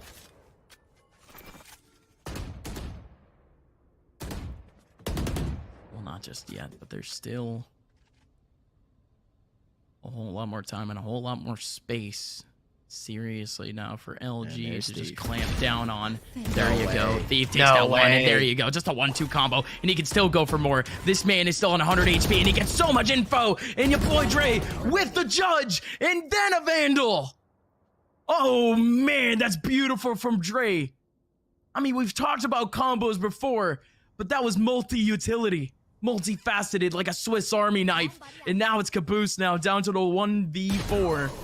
And Stellar has it back. LG, I mean, they needed a little bit of magic in that last round, but they made it look cool. 4-6 now. I can't believe that Food doesn't check elevator and gives Thief a free first kill. I mean, completely unchecked. I mean, 1 and then the second. Beautiful use of the dismiss as well. You mentioned the information. Well, he gave it to Dre, fed it to him. 2 guns and 2 kills. And Envy, this one's getting really close in this first half. They had a great control, but LG, that individualism starting to show in the form of kills. And they're right back into this one. Envy on an eco, essentially. 1 hero rifle and a stinger to boot. But regardless, they definitely don't have the better guns here. LG with all the firepower and still holding on to their ultimates. Not only that, Dre's only 1 off the showstopper now. Watch out, Mame. Still wants to make his way through again. Envy, they're running out of... What? They're running out of options. Where did that orb hit? Did that hit off of a Seeker and bounce back? I don't know if that was intended, but certainly a little bit interesting. This round, of course, not very entertaining in a sense. Envy still had the pistols back, but Sully, am I the only one going crazy, or did he just bank that off a wall? No, I think he hit it off a Seeker. You know, the cabbages are always a little weird. You know, sometimes they have a mind of their own. Yeah, we I do hope. have a replay yeah, we for have it. a replay. Yeah, it did bounce off of it. That's wonderful. Yeah, so cabbages have a body of their own, a mind of their own, and they apparently have a GPS as well. No, like no, you certainly. said, like you said though, that round doesn't really matter in the whole grand scheme of things. It was an eco for Envy. But LG looking to tie things up 6-6. Thief has really come alive in the later stages. And Envy is at another full hit. It is Blade Storm from Mame up in the heavens, denied by Thief and taken out by the Empress. Thief is online and a Proto in the back, whiffing a couple of shots, and it gives a chance. I think there was a TP from Caboose into the back as well. Wall goes up, they will gun it down, and the plant just in the nick of time. But again, revive here for Stellar. It could come in so clutch on the retake.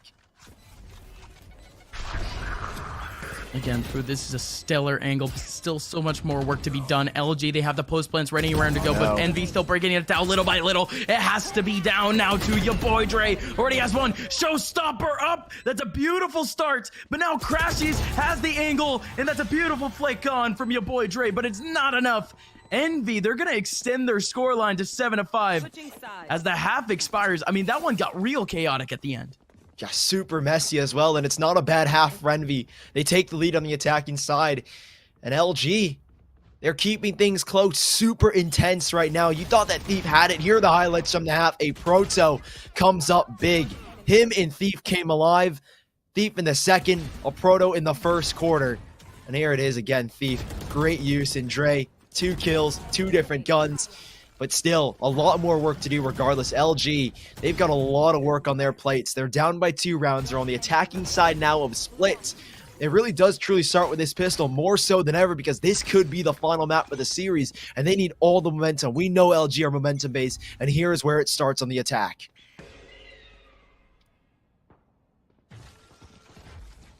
Again, we anticipated Split to really be a strong map for both of these teams. If anything, Envy, they have established themselves as one of the best teams on this map, and LG, as of recent, their statistics have shown up huge. Really, with both of these guys being even, it's as expected as you can get, but that's a beautiful counter wall. Everyone lines up in the B main area to make their way on, and it's super successful. No one from Envy expecting it at all. The wall doesn't break. They expect nothing of it, but instead, LG, full real estate of sight, and just like that, LG whittles this down to only 2 players. Not only that, but Mame's the last person remaining. Still gets the spray down and actually still surviving with 22 HP, but Thief is there for it. That is methodical, and that is wonderful. I guess you could say improv from LG. Yeah, nice little burst. Love how it's like a symphony. Everyone goes up at the same time, and then Envy all go down one by one. LG. Someone has to be the maestro, too. Of course, the orchestrator. It's Stellar. Does everything he can to set his team up, and then beautiful, beautiful post plant. Thief gets aggressive. Caboose never was going to expect that. Now moving forward, LG, I said they needed the pistol. Momentum, that's what swings a game, and well, they've got it back. Stinger bought up for 1 or 2, apologies. Spectre for another, and then the Vandal for your boy Dre. They take early control out mid. That smoke ain't going to stop them.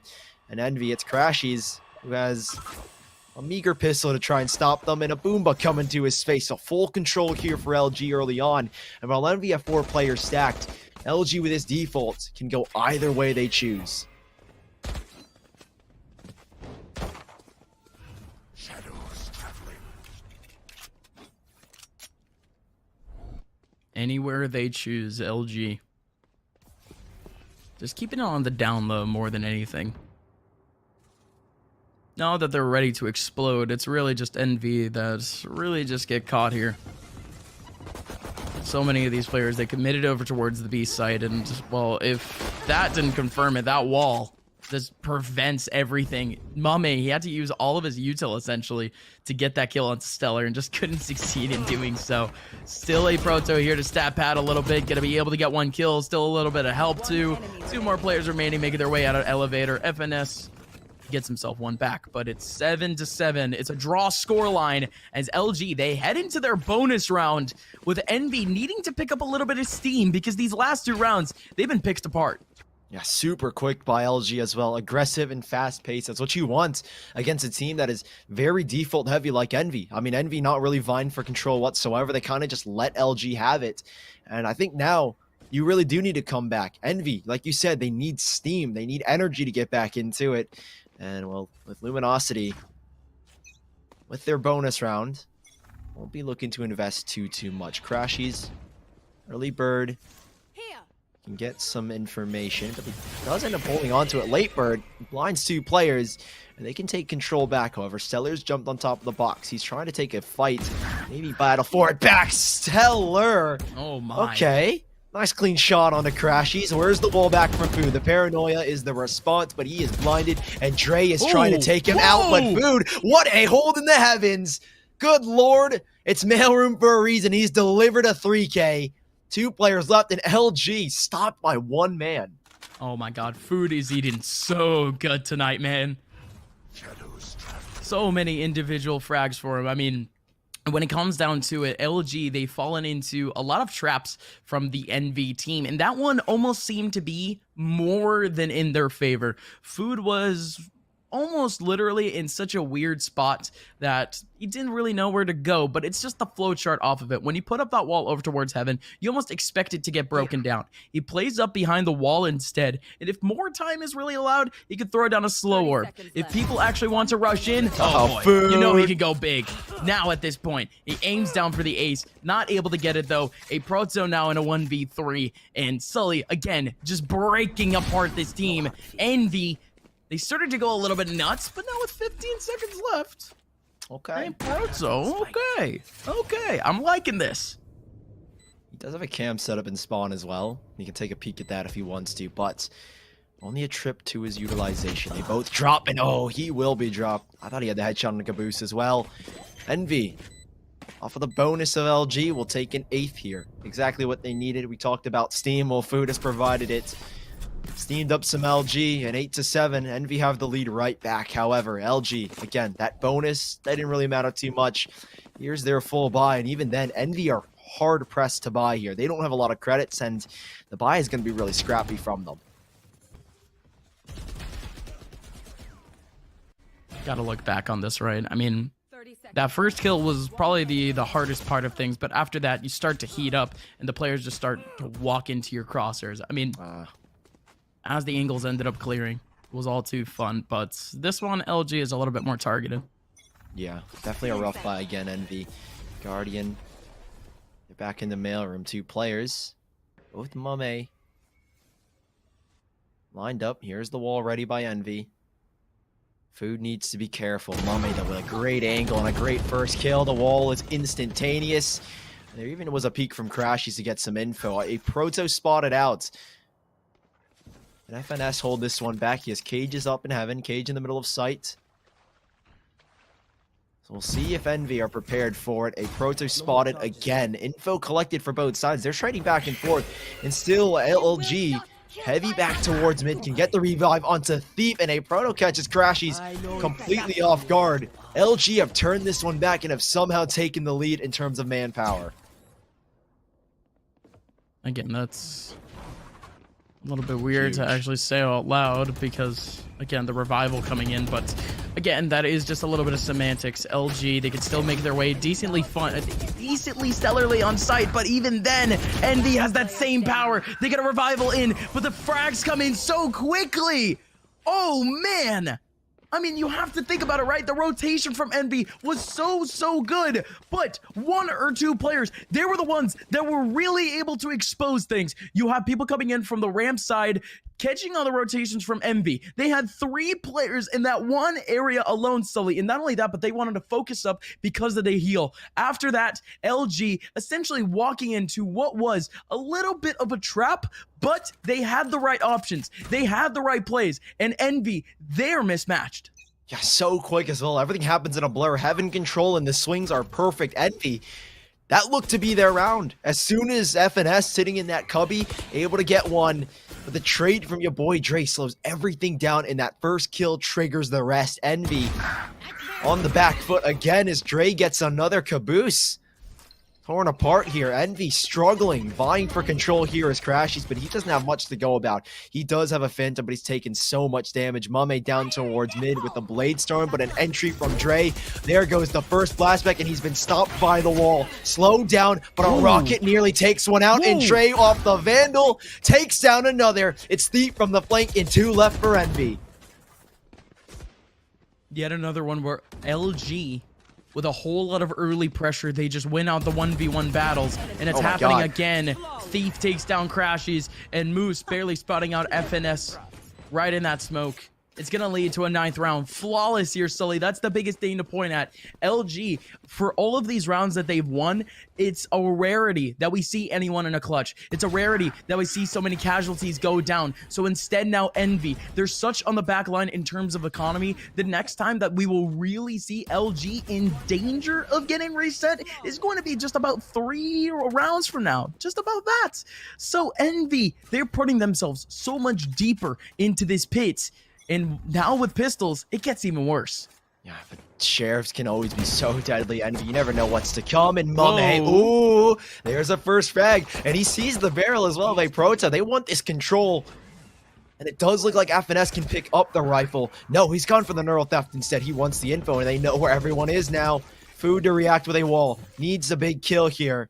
It's sheriffs all around, and Envy are turning the tides of this round. 1 kill is what they needed. Rifle picked up, and Mummy will maintain control of A, where they can now stack towards this B side or back towards mid if they need. Oh, no rifle for Mummy. No rifle, and I mean, it's almost that difficult scenario, right, where they still anticipate a little bit of a cross up. Well, they kind of leave it on away, but still very much an opportunity for Envy to hold it on down. Instead, it is FNS that holds on to it. So Mame still with a classic. No way he gets a second kill with a classic. Come on, crashies from out of nowhere. He gets himself too. He just like that. The round is over. What on earth just happened? Envy.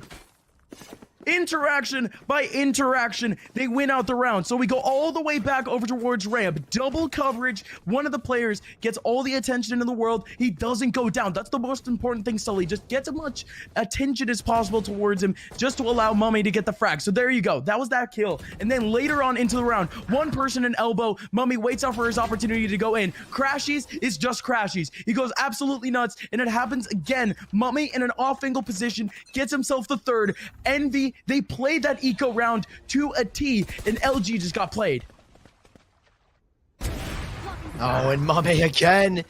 You said he was with the classic, and now he's with the operator. Moose trying to reaggress, and Mame back turn, not ready, but he does readjust. This man is on a swivel, and Moose could have a gravestone dug out for him already. Mame holding a tight angle, and Moose playing the waiting game. He's going around the corner, and he won't be spotted yet, but FNS, it's the crunch. If he goes down here, there's the peak, and down goes Mummy, but FNS not ready for the trade. He's got so much to deal with, and he takes one away. 3v3, LG back on the same terms, on the same footing, and it's Crashies on this site. Alone and down in the dumps. It's Stellar to send him to the Shadow Realm. Dre's up top. Where's the trade back? And Food comes alive just when they need it. We're back to a 2-on-2 with a spike. Not ready to go down just yet. You say that, but still a little bit more setup. They were waiting for the smoke from Moose over into the back line, so there you go. The preparations are done, but oh, FNS, he needs this first battle. Indeed, he's gonna get it, and Food comes in at the perfect time. Envy, how can you be so synchronized in a sense? You have, again, the flank coming in over towards that B main area, and somehow Food comes out of B main at the perfect time. And not B main, I'm sorry, spawn. And not only that, but he still had no idea where these players would be. He took a shot in the dark, and he went for the swing, Sully. Here's the replay. FNS, huge hold to mid. They wanted that control. LG couldn't cut off rotations, and FNS, perfect timing. You mentioned Food from spawn. Well played to Envy. They take back the lead. They're not done just yet. It looked like LG had all the confidence in the world to steal this series. But now Envy, they're pulling this one back. 10-9 with the lead. Again, Mame with the operator, looking for an early peek. A dangerous one at that. He's caged off. And he can't risk his life here. He could get spammed down slower than heaven, but Mame cage goes down, but he goes down as well. No frags, and FNS alone in the back. Food up top in heaven, and it's FNS to go down, but Food to come alive. He's got two. He finds three. He might just take a fourth here, but it's Caboose from behind to take it. 1v2, and it's Thief. He's been in this position before, but can he turn this one into a win? 1 minute left to play around with, a whole lot of util. The Empress should come out at this point, and indeed it could. Thief, he's not even gonna go for the revive either. No heal. And what? No attention for the wide swing, comes in at the perfect time for Food. There you go. Food coming up absolutely massive for the second round in this game. Earlier, he had a play in heaven. This man is so versatile. LG, they walk into their crosshairs, and LG, they have no chance to get this guy. No chance at all. Envy now on 11. Food pops off. You said it. Absolutely huge for the second time. Caboose, man. You just stole an ace from your teammate. That should have been Food's, what? That should have been. It should have been. I thought he had it on the Classic as well. I mean, the bullets perfectly traced back onto him, but hey, Envy will be happy with a round regardless. But 5 ults for LG. Dre's got a showstopper, and Stellar's got a revive. Empress for Thief, not to mention everything here for LG. They need to use ults to close it out because economically, they are not sound. They lose this round, Envy on 12, and a possible match point. Well, they will be on match point, but a chance to close it out even better. Double slow orb and Food back to his fragging ways. Takes down another to make it 5-2. It had to be him, but no. LG with, again, very few options. Especially with the early frag, they have to very much split apart. And again, the most important part of this round is, again, the ability to revive. That is gone now as the Sage goes down. But your boy Dre, very much waiting for his opportunity to pull out the showstopper. He hasn't gotten the opportunity yet, and he might just go down for his efforts. Indeed, he doesn't. Your boy Dre gets the kill back, and now Moose gets through the smoke. They try to walk through, and they have no chance. But now Mame, welcome on back, has the op in his hands, and he has more than a chance now to pick up a couple for one in the off angle. Oh! Damn, okay, Mummy actually does get one on sight.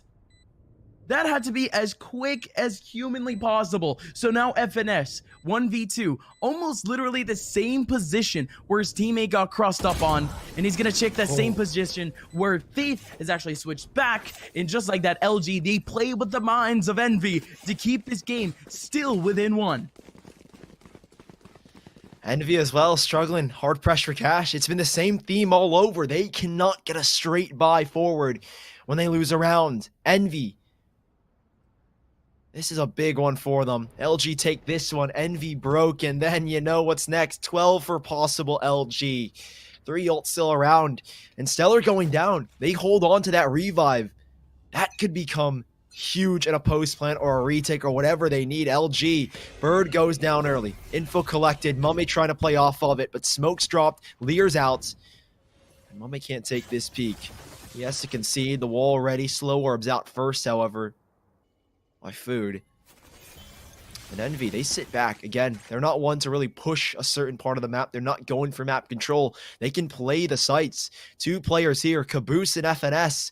They have a cam to get info, but only 2 players here ready. Mummy can make that rotation as they throw the wall up mid. Safe rotations back, and there's a 3rd player arriving, and FNS with the info. There comes one, tags him through the cage, but it's Caboose, forced back by a nade, and Mummy's arrived as the 3rd. FNS underneath, trying to go big, but Thief shuts him down, and Mummy with the swing. Whoa. This is what you want from Envy, and they've got a 12th round here as LG taken down by the man Mummy and Food.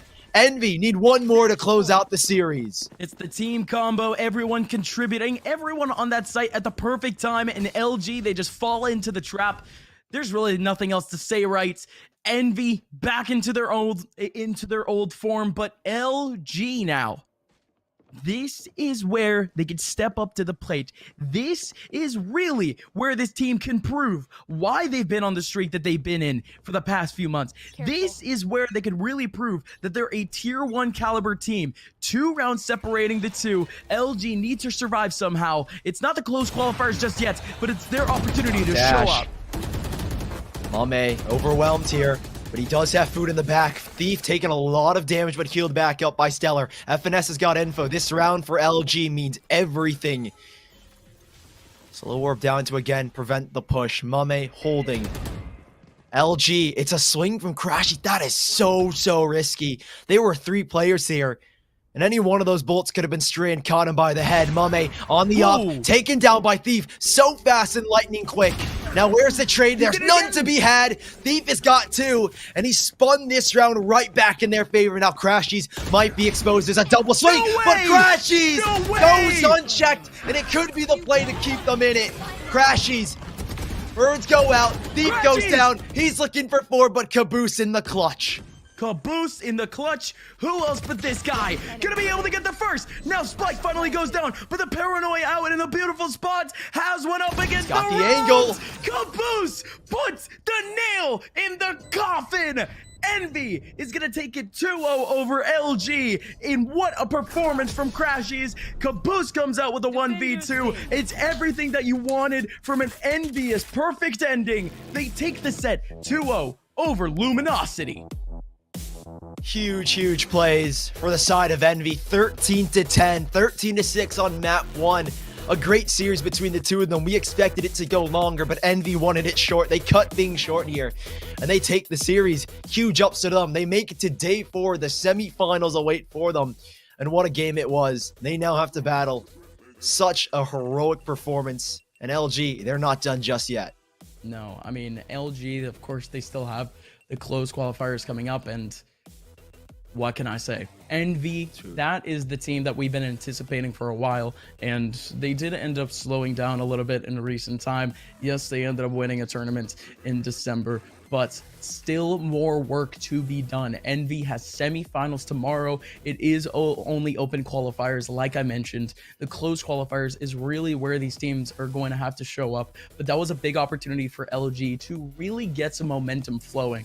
That was really the game that I would have been like, all right, these guys are, if before they weren't legitimate contenders to already make it into the second Challenger Series, that would have been the one to really confirm it. Yeah. So if anything, LG, they're reaffirming my idea that this team still has a little bit to work on, but they're still very much volatile. Now, Envy, however, they keep up their streak, and it's super cool to see them in the form that they are on right now.